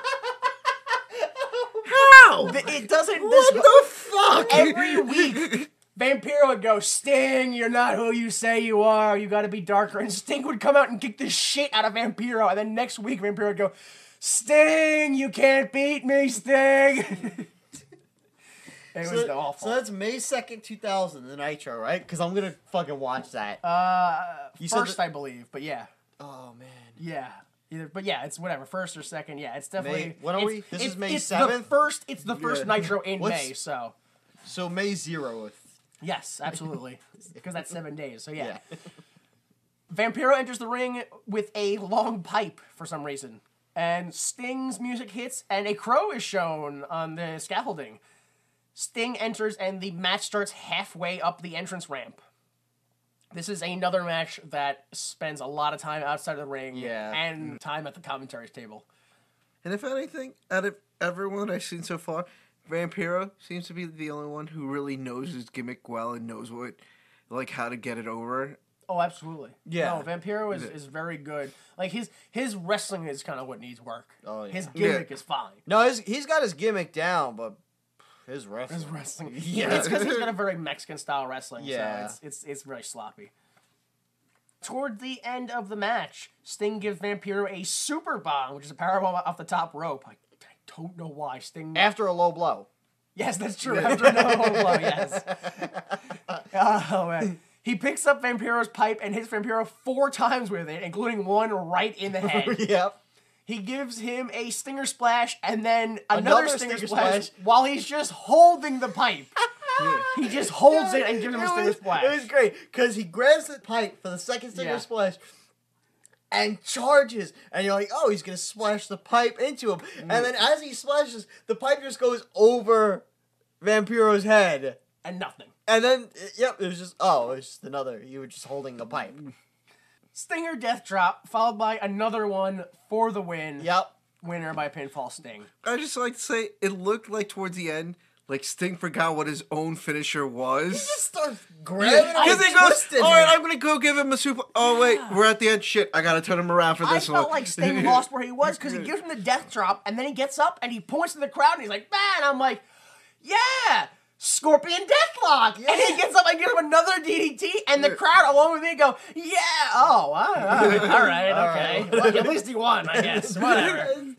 So 1, 2, 3, right? Yeah, bing, Stinger wins, yeah. And then after the match, Scott Hudson just mentions that the war is far from over because neither man will allow themselves to be defeated, which is probably why Sting's pissed off at the end of the match because he's going to keep doing this shit.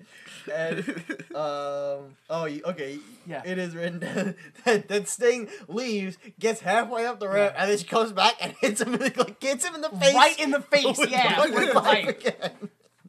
I wasn't sure if that was supposed to happen or if it was because he was leaving and he saw that Vampiro was getting up and he's like, you motherfucker! Yeah, bam! I gave you 2 of my finishers. Why are you up? Right in the face with a lead pipe. I hope it was lead and not real lead. All right, next is an interview with Diamond Dallas Page and David Arquette. Yeah. Finally, Mike Tenay shows up. Yeah. Not that I want to see him. I don't like Mike Where Tenay the fuck has he been? Yeah. Mike Tenay is interviewing, and he says that this could be the end of David Arquette's acting career. Arquette is scared, but just stick to the plan. Stay away from Jarrett, and don't grab the belt. And he also says that if you see anybody coming, get to the top and defend the belt. Yep. Quickly go to Nash. Nash is looking for someone. After a few back and forth, the commentators realize, oh, it's probably Russo. Yeah. He's probably looking for Russo. We go to a long shot of the arena as they get whatever the next interview is ready, and you can actually see somebody in the ring being taken out by an EMT. I presume it's Vampiro, which, if it is, then he must have really got the point taken home. Fucking, beat him in the head with a, oh, well, if you're going to smash me in the face, I might as well let the EMT. He's going to get in the back and just be like, you dick, why would you call for an EMT? You motherfucker! You were like, just nothing is good for Sting. Sting's like a perfectionist. Interview with New Blood. 2 in a row. Mike Tenay's back again. And he's interviewing Kidman with Tori Wilson and Eric Bischoff with Kimberly. Kidman says he's already beat Hogan 3 times, so it's no problem this time. Bischoff says he'll call the match right down the middle of Hogan's yellow back. And I don't know why, but right now I realize I think calling someone yellow might be racist. Because when you call someone yellow, you call them sneaky or cowardly, and Asians are sneaky and cowardly because they're always coming out of the trees and the trees, and they're yellow because that's the dumb color they apply to Asians. Your understanding is racist. Yeah, I think you're making a racist excuse for your train of thought. Yeah. I don't know, it makes sense to me. People call Asians yellow. I don't know why that, but they call them yellow. At I'll give you that. I'll give you that they call Asians yellow. Yeah. But the thing before that, I do not get. Like, maybe I explained it in the wrong way, but yeah.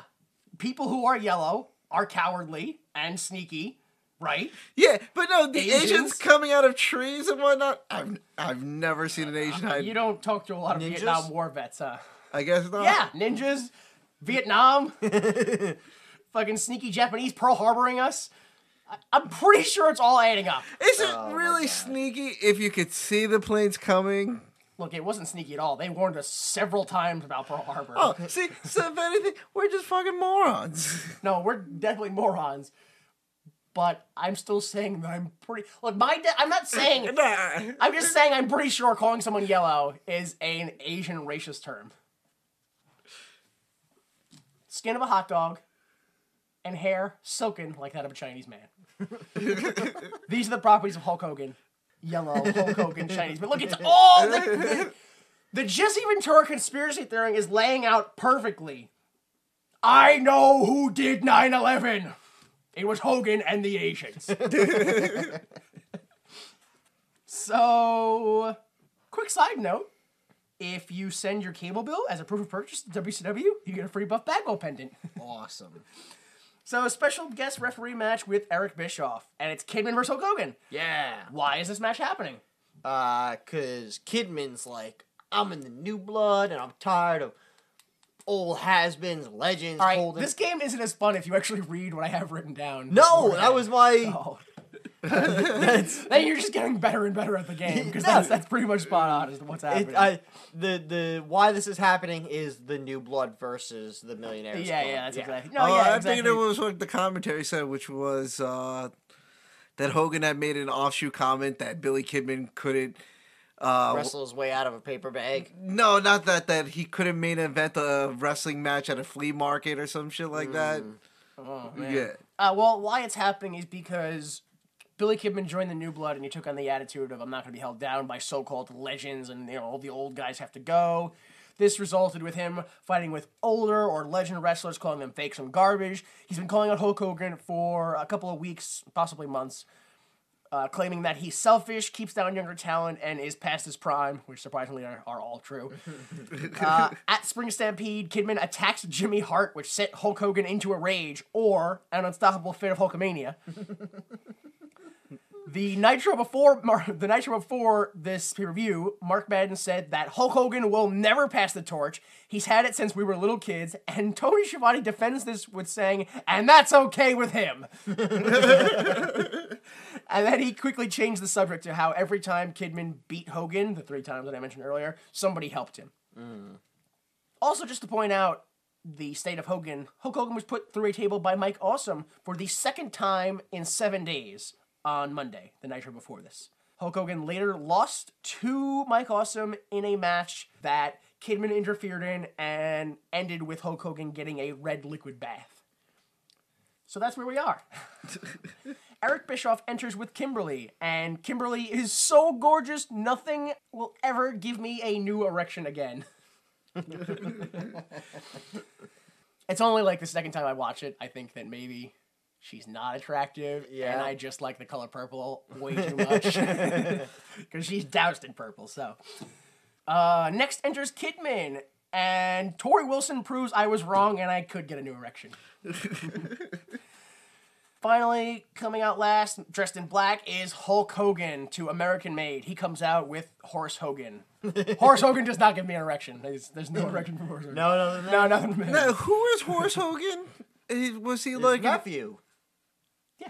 Was he really related to? Yeah, no, he was, yeah. Okay, I was attributing it was like one of those where it was wrestling related. Where it's like, yeah, let's get Paco down the street. He's tan enough to be this guy's brother. It's his real nephew, yeah. Also, side note, which I think I wrote down somewhere else. Mike Awesome is cousins with Horace Hogan. Really? Yeah. Wow. So, there you go. Nepotism at its best. Yeah. Nepotism. During this match, the stream messes up, so I have to watch it twice. Yeah, let me take a minute to say the WWE Network sucks. It's fucking ass. It is It's dirty, dirty butthole. It's supposed to be HD, but I didn't see any Sometimes HD it's the HD. whole time I was Do you know how watching many this. times my fucking stream froze? Yeah. Like, it was just like... Boop, Well, that was funny. Sorry, fuck Oh, you. It didn't come to a point where the pay-per-view would freeze for minutes at a time? Oh, no, yeah. Where you had to hit refresh or wait 10 minutes? I had to, like, back out. Yeah. Yeah, no, that happened several times. God. See, that's funny because for the first time, the stream actually worked perfectly fine for me, and nothing went wrong. You got it all, because you Yeah. got shit on. Yeah, fuck. Like, and I was like, I can understand during a pay-per-view this happening because, okay, your fucking servers are getting slammed. I was like, motherfuckers, I'm watching this in the middle of a day on a Tuesday. Why the fuck can't your servers handle this? Yeah, it was not fun. It was not good. This match is not fun for me. No. Hogan looks like shit. Yeah. Billy Kidman weighs 100 pounds less than the guys he usually wrestles, and Hogan is struggling to throw him around. Yeah. I presume it's because Hogan thinks he's lighter than the guys he normally wrestles, that he actually can throw him around, but he's just too old, so that's why he looks like he's struggling with everything he does. Well, not even that. I wasn't sure if it was part of the match or if it was just that Hogan could not pick up Kidman for what looked like a body slam. Yeah. Everything he did, he struggled with. Which, now that I think about it, I don't even think he ended up giving Kidman the body slam as much as he just gave up on it. Yes, no, I remember that. He tried to pick him up for the body slam, and he reversed it into a small package. Yeah. Oh, that's Kidman right, reversed- yeah. that was the weirdest thing I've ever seen. It was the first time I've ever seen that in a Hogan match, I think, in my life. Yeah, Hogan, like, how? I can body slam fucking Kidman. Right? Like, oh my god. Yeah, the match is a mess. At some point, Shivani goes, oh, and Hulk Hogan, he is not taking you more. No more from Hulk Hogan, and that is the fate of Terry Bollea. So is he Terry Bollea or is he Hulk Hogan? He's Terry Bollea because right now it's the same thing with Flair. All his matches are street fight, same thing with Hulk Hogan. Everything, this is all real, brother. This is Terry fighting for now. This is Terry. It's awful. It's garbage. This match breaks Mark Madden's mind because at some point he says, what's the point of a wrestling match? Is it to win or to injure? To gain a higher rank above a wrestler or to be more popular? Which, I found it very funny that he mentioned that because if that is the case, who is Hogan trying to be better than? Yeah, right? Because Hogan's already over Kidman by a long shot. You know? Yeah. Why even say that? Yeah, there's at some point in the match, I noticed Tori Wilson is not playing a very good valet because Kidman's getting beat up, and she has this look on her face where she's just kind of like, "What the fuck are you doing, Kidman?" Like she's supposed to be like sympathetic, like, "Oh my god, he's getting hurt." No, but she's kind of like, "Why am I dating you? Who's this Hogan fella? What's his bank account like?" Oh, he's in the Millionaires Club. That's good to know. How much is $1 million again? How many zeros is that? Alright, yeah, just blah, blah, blah. Match ends with Hogan kicks Kidman, puts Bischoff through a table, goes out of the ring, gets another table. Kidman low blows him. Yep. Kidman puts Hogan on top of the table, goes up to the top rope, misses with a splash. Out comes Horace Hogan, who takes Eric Bischoff's dead hand, because he still went to the table, and that's it. 1, 2, 3. Yep. Hogan wins. Winner by pinfall, Hulk Hogan. I don't know why, but he does. Cause. That's ended real quickly because we cut to Russo, who is running with Liz, and he tries to steal the Millionaires Club's bus. I thought it was a random bus. No, that was specifically the Millionaires Club bus, which is why it makes sense why when he opens the door, the total bag is just sitting in the driver's seat. Like, hey, what's going on? Russo just goes, oh shit, let's go with Liz, steals some guy's car, jumps in, drives away, steals it, he's gone. As he drives away, we just see Nash, like, standing in the parking lot casually just drinking beer, like, oh, that's a thing. That's the thing that's going down. All right, we get a video package for the steel cage match. Just telling you everything that happened, gives you a rundown of why the match is going on. We get an interview with Jeff Jarrett. Jeff Jarrett calls Mean Gene a geriatric slap ass. He calls Arquette a turd and says later tonight they're going to play boots and ladders. If slap nuts is slang for masturbation, what's slap ass slang for? Anal? Right? What? Really? Yeah. Yeah, because if I didn't know slap nuts was for masturbation, Yeah. makes sense though. His whole gimmick is like masturbation. His finishing move is the stroke. It all makes sense now. Yeah. Huh. Yeah, it's the chosen one. Yeah. Yeah. See, I was thinking, I was like, these are the fucking dumbest insults. I was like, this motherfucker is trying so hard to come up with his It's own catchphrase. Too in depth. It went over your head. Yeah. So slap nuts, right? Jerking your gherkin, Yep. fap, fap, fap, right? Slap ass has to be, right? In the butt. I guess either that or it's Against- just like what, like friendly sports. Like good game. Slap ass. Maybe. That doesn't make any sense. It's gay stuff. It's gotta be Yeah, gay it's stuff. gotta be. It's gay stuff. All right. Michael Buffer introduces the match and asks if we are ready. The cage comes down from the roof, and it like the way it gets put away, it like kaleidoscopes away. So it was just like that's a confusing. Like to not see Ready to Rumble and go, all right, let's go see the match. You must be like, what the fuck are we getting ourselves into? Did somebody watch like a Dog Kennel from Hell match and went, that's a good match, but what if we turn the dogs into another cage? Which I presume then they just spent like billions of dollars trying to figure out how to genetically alter dogs into a cage instead of just buying a cage. This match, it's so okay. So you have to climb from the first cage into the second cage, Hardcore Hell, and then up outside to the third cage, which you could just bypass the guitar room. Right. It's The guitar room. so bad. The guitar yeah. room. Okay, but we're already in the match, so I just want to go.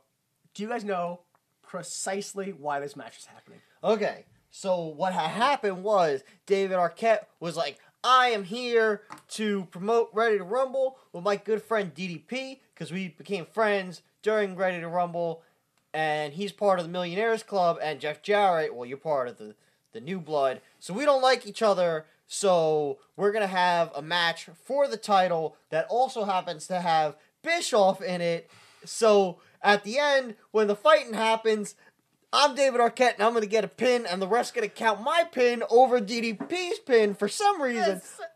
You're already kind of wrong, but you're pretty close. I mean, that's what the video package showed, but you're already kind of wrong. On April 12th episode of Thunder, David Arquette jumped the guardrail for some reason and got involved with the match between DDP and Jeff Jarrett by climbing to the top rope and jumping off onto Bischoff's back. We don't know why. He just did that.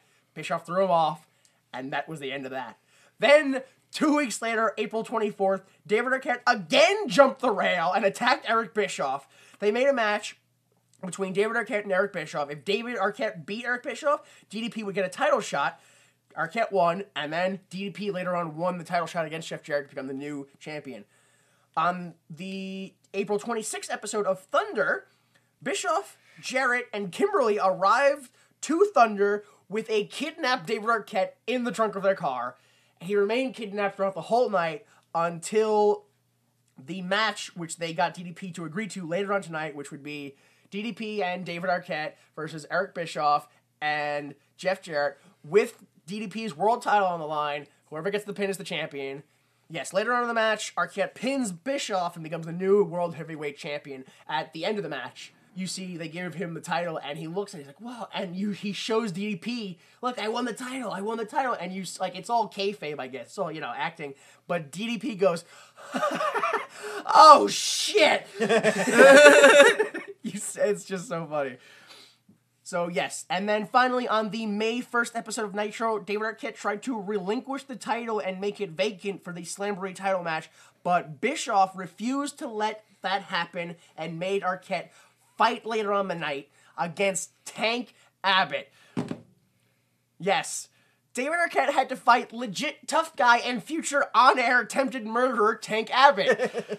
DDP said that wasn't going to happen, and Tank Abbott would have to go through him first. Tank Abbott did go through him first, and he ended up getting a match with David Arquette later on in the night. Wait, so Tank Abbott went over the guy who was just champ. Yeah.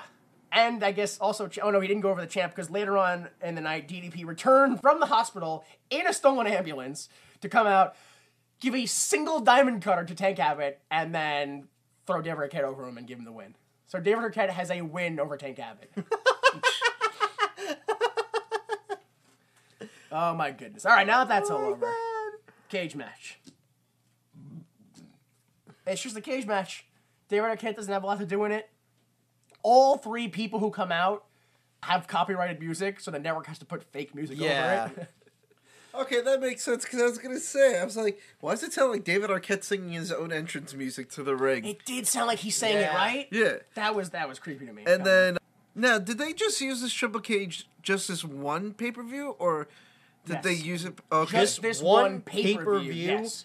And a Nitro in September, yes. Okay, that explains it, because that thing is not sturdy at all. It is fucking I tried to explain this to you guys last episode with Ready to Rumble. They used that same, I don't know, it must have been the same cage. It's WCW. They probably had the same one from the 80s when it was Hogan and Macho versus like Zeus and like the guy that plays Bane and Batman and Robin. Yeah. Like just a bunch of like nobodies. Kevin Sullivan, not Kevin Sullivan's not a nobody, but yeah, so it was probably the same cage. And the cage, that doesn't look secure. The cage, the base of it doesn't look secure either, because when people get thrown into the cage the wall, whole fucking wall like, pushes out feet by feet. Like crowd members have to lean back or they're gonna get hit in the face. Yeah. Arquette spends the beginning of the match just standing around waiting for DDP to tell him to do stuff. He misses a lot of his moves. He gets hit a lot. Like, somebody will go for a move, and then David Arquette will just be standing in the way. Like, at one point, DDP Irish whips Jarrett into the wall, and where he whips him, Arquette just happens to be standing there and gets squished. Cage 2, or Tier 2, is known as Hardcore Hell. And both men are bleeding before they even get into Hardcore Hell, kind of ruining the point of Hardcore Hell. Mark Madden mentions that the cage is 42 feet high, and that it technically has 4 levels, because you have to go to the top of the third cage. So it's technically got 4 levels.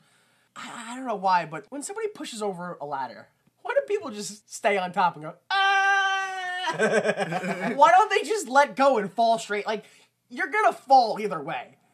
Why wouldn't you do the smart thing and just let go and fall straight down? Because a straight down fall is shorter than a timbering fall. Because you're a wrestler, so you have the info on this. Yeah. Please let us know. You get hit, and you're so paralyzed with your fear of getting hurt that your whole body tenses up. And you just cling to the ladder and go, ah! That's exactly what injures people in car crashes. Hey, it's just how it works. It's just science. So they make their way to Hardcore Hell, and DDP immediately grabs a bolt cutter and breaks the chain on the door for the second cage, opening it, thus freeing them from Hardcore Hell. Yeah. They don't even touch a single weapon, and they're free. Immediately.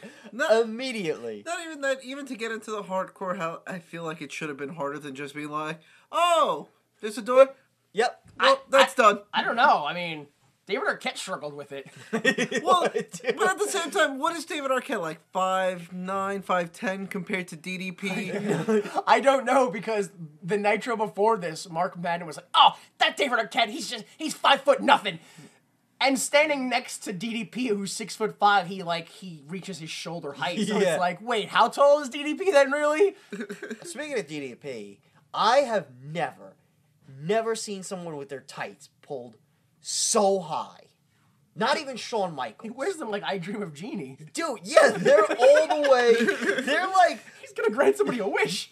Dude, they're up beyond his lower ribs. They're pretty much like fucking mid-torso on DDP. I don't know why. Yeah, I guess because he's old. He's in his 40s, so maybe he had a gut and he just tried to hide it. By just, like, Yeah. an ever-long, like...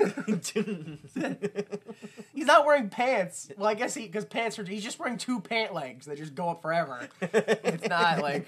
I don't know. He's not wearing pants. Yeah. He's just wearing pant legs. Pants. It adds up, trust me. That's that sexy thing, like the sexy when you get the pants without the crotch, it's just the legs. Yeah, there you go. See, you know what I was talking about. Don't act like I'm a weirdo. At some point, DDP Irish whips Jeff Jarrett through the wall of the second cage. I don't know if that was supposed to happen based on the stability. What was funny, I thought the same thing too. Once I saw it happen, I was like, Especially because it didn't happen to the other wall. Yeah. So, yeah. Well, I feel like if it would have happened to the other wall the whole time, it just came and collapsed. Oh, that would man. have been amazing. At the top, that would have been some fucking straight TNA fucking Yeah, Ultimate X, X, like, yeah. where the shit just like, oh. It fell. I might catch it. Yep, I won. Oops. I'm a champ now. Sorry. Oh, man. Oh, man. In Hardcore Hell, DDP sets up a table, and the commentators are like, yeah, that floor really isn't suited to hold the table. And that proves true, because after DDP sets it up, he goes to get Jarrett, and Jarrett's like, hang on, this table isn't set up right, and fixes it, and once he's done fixing it, he turns into a body slam by DDP right to the table. Like, it was like, DDP was like, all right, here comes a move. Hang on, that bump's not safe. Let me fix this for you. All right, here I go now. With 4 minutes left in the pay-per-view, David Arquette confuses everyone when he suddenly climbs from the second cage up to the top of the third cage. Suddenly, a wild Mike Awesome appears and just blindsides DDP. I don't know how he got to the top of the cage. He was that just quick. up there. Especially because, usually when someone comes What out was in the funny- middle of a match, the crowd goes, oh, yeah. No. Nobody reacted. Just suddenly Mike Awesome just... I wondered that too. And at the end of the match, Yeah. in one of the angles they show on the ramp that's leading to the ring, they actually have a ladder next to it. Next to the cage. And that's how Mike Awesome and whoever else Canyon. and Canyon, that's how they got up there so quick. Because I wondered the same thing. I was like, wait, we could see the door clearly. How the fuck did he get up there? Is there some sort of magical platform? But yeah, that's what it is. They have the ladder on top of the entranceway, and they literally climb the ladder up onto the cage from that Mike point. Awesome actually drove a cherry picker out and then just stepped off. That must have been what it was. Both men climb to the top of cage 2. Both men being DDP and Jeff Jarrett. I don't know where Mike Awesome is at this point, but he's just not involved suddenly. Both men climb to the top of cage 2, which is cage 3. Cage 3 is a 'cause guitar room. DDP fought him and hit him with the okay. really awkward diamond cutter. Okay. Jarrett goes in, grabs a guitar, swings, and misses. Grabs another guitar, swings, misses. Only 2 guitars left. It was quick. There was 4 down to 2 seconds into it. Dude, they're the fucking shittiest. Explode into like Yeah. dust. I know. That's because they fill them with too much baby powder. Yeah, DDP. and they're made out of like the worst. Like balsa wood. Yeah, Like at least just- try. I know. DDP grabs his guitar and hands it up to Arquette, and then gets hit by a low blow by Jarrett. After both men are down for a while, they begin to climb up the third cage. Arquette stands up, winds up the guitar, goes to swing at Jarrett, but stops, turns, and just nails DDP. Goes to fall, and then Jarrett picks another guitar that he was climbing up with, hits him again. That's 2 guitars. DDP goes down, climbs up, grabs the belt, celebrates with Arquette. Jeff Jarrett. Jeff Jarrett's the new world champion. Woo! Immediately cut away from that. Mike Awesome is threatening to powerbomb DDP off the cage. Yep. A wild canyon appears out of nowhere, blindsides Mike Awesome. Mike Awesome just he goes, fuck it, kicks Canyon, just, I always thought it was an awesome bump, but That's no, what I just thought. tosses Yeah, him he's off the cage. He takes the bump that it's gross. You see him land, and it's a fine bump, but then he kind of jerks where you're like, oh, that hurt. Yeah. That fucking stung. Or even how he's just laying there with his both legs kind of like he was in mid-run when he hit Yeah. the floor. The pay-per-view ends with Mike Awesome raising Jeff Jarrett's hand on the top of the cage. What did you guys think? Dude, what the fuck? Again, what the fuck? Who was like, I am satisfied with WCW. I like WCW. I'm not gonna watch WWE. Who? A lot of those, they didn't make any sense. Those few, I don't understand why they did them. I don't understand why. Again, Yeah. where is Mach? Yeah. I watched the Nitro after. He doesn't show up. I don't know where he is. I don't know what he's doing. We gotta watch the Thunder before. Does he get injured on the Thunder before? Because he No, they clears showed the house. Thunder before. That was the Thunder, where he comes out with the Battle Royal. Yeah. That was the Thunder before. No, I know, and he clears house, but then at the end, it's just Flair and... Oh, yeah, see what I... So, yeah. like, does someone, like, hit him with a truck? Yeah, I don't... He must just leave and go, fuck it. Yeah. Like, he must come out, clear house, go, I'm retired, dig it, and then leaves. Oh, man. The hardcore match was the only match I liked, which is... And only for sheer entertainment of, what the fuck am I watching? Again, there were like a couple of matches that had like solid working. And The Candido match was fine. Yeah. The Henning match was fine. I didn't have any problem. Well, I mean, the ending was botched in the Candido match. But the Henning... I blame it on a fucking drug addict Tammy. Yeah. It wasn't that. Yeah, it wasn't good. The only thing I have on this is that, according to one of the many shoot interviews Russo has been involved in, he claims that DDP suggested bringing in David Arquette into WCW, and Tony Schiavone walked up to Russo and asked, what happens if David wins the title? And Russo never once thought about that ever happening. And when Tony Schiavone suggested it, he went, yeah, why not? Yeah. Why doesn't he? But again, in Russo's defense, there was a WCW creative committee of about 12 people, and not one of them even remotely tried to stop him.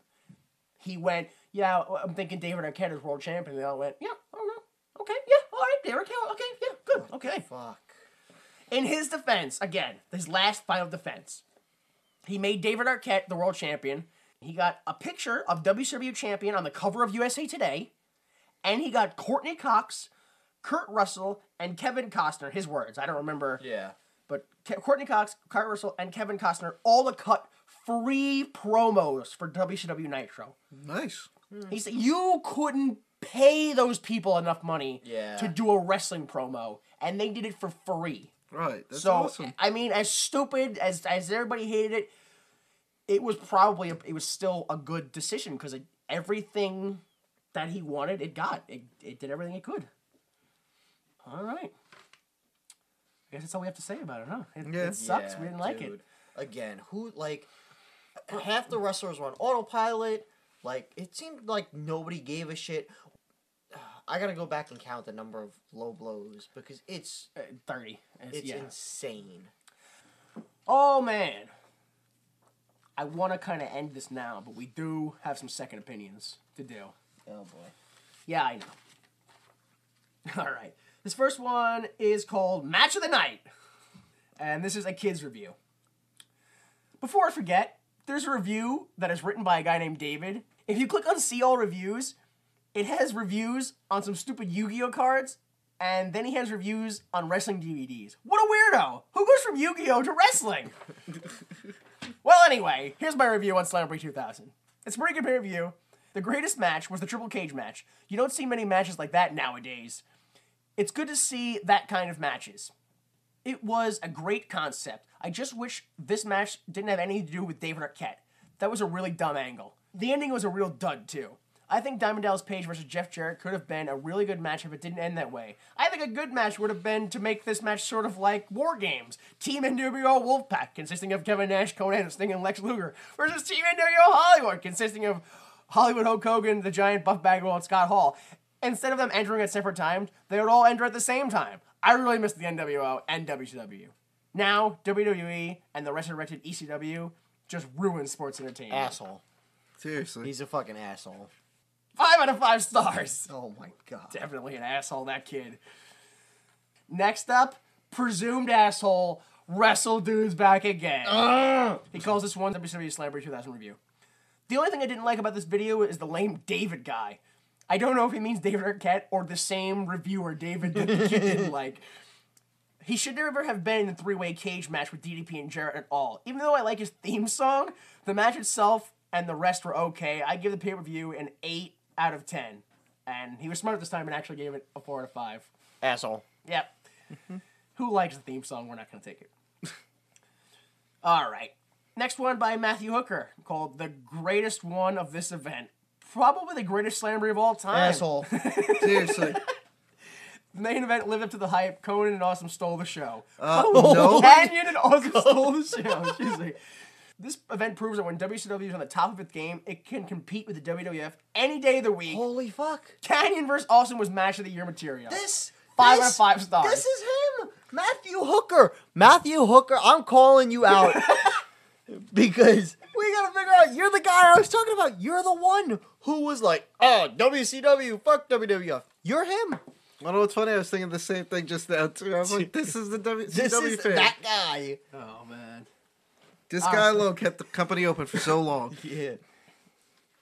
All right. This next one, which it's a pretty good one, I think, because it's the only one that was written in the same year that it came out. This was written October of 2000. This one's called Don't Waste Your Money by Norman H. Wolfe. I don't know why, but I presume Norman H. Norman is Smiling? No, it's actually normal human wolf. It's a wolf who's trying to disguise himself as a normal human. Oh, Between Russo and the New Blood, this is nothing but a soap opera. The announcers no longer bother with the action in the ring. They are too busy following the script written for them. WCW charges far too much for their videos, sometimes twice as much as WWF. They seem to have gotten rid of the real stars and kept all of the morons. A few stars do flicker here and there. They are even editing out all the swear words now. Even mild words are bleeped out. I thought the NWO was silly, but they have topped themselves big time. Save your money and rent this one first. 1 out of 5 stars. solid opinion. But yeah, I'd say so.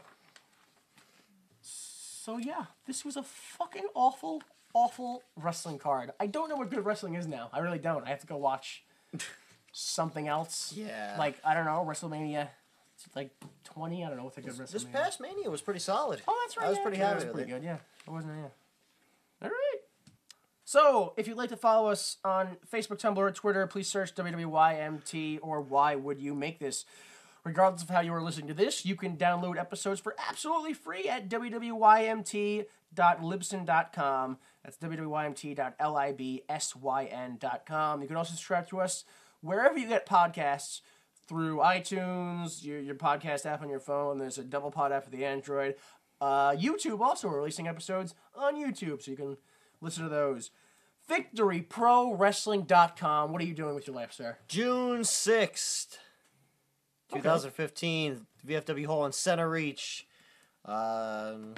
Should be a pretty solid show. Pretty sure Conflux is going to scrap with the Church of Tibbs. And Val Venus will be appearing. Doing who knows what. Amazing. Yeah. Who know that he still did things. Yeah, the last time I saw Val Venus, he was selling life insurance on a stream. Really? Yeah. Yeah. I can't wait. So then, which makes me wonder if Shawn went to go get life insurance. It was like, oh shit, Val Venus, right? You want some more money? Yeah. Hey, if I buy you life insurance, you work the show? You want for $50, right? Yeah, cool. Oh, man. All right. The Troy McClure clips comes from Duffless, the 16th episode of the 4th season of the ongoing television series The Simpsons. Our intro music is Falling Off Your Love by Kill Paris. I don't have an outro song, like, at all. Whoa. Rap is crap. Shitty pay-per-view. Oh. I'll do Rapper's Crap if that's what you want. There's no other time that I'll have a reason to play that song. I was trying to think of a WCW related song. Yeah, I don't, so, enjoy whatever the hell it is. Yeah. Hey everybody, Jimmy Time here. I just want to let you know, we did choose Rap is Crap by Kurt Hennig and the West Texas Rednecks. I also want to let you know that due to limited server space this month, we had to cut nearly an hour's worth of content from this episode. Luckily, everything removed can be found on our YouTube. You can find that by searching YouTube for WWYMT or Why Would You Make This? Please join us next time for the anthropomorphic martial artist kangaroo film that does not have Ice-T in it, the 1997 action adventure fantasy Warriors of Virtue. Oh, fuck. Yeah. Hopefully that'll be a good one. So for Danny Money, Jay Delta, I am Jimmy Time.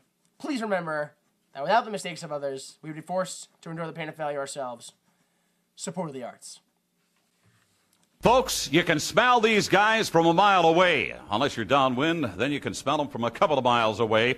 They are the members of the West Texas Rednecks. They are Bobby Duncombe Jr., Kendall and Barry Windham, and ringleader, the leader of the pack, Kurt Hennig. Well, let me ask you this. How many people just hate rap music? You know, we got a brand new song here we're going to whip on you. It's called Rap is Crap, and it go like this right here. A 1, a 2, a 1, 2, 3, 4.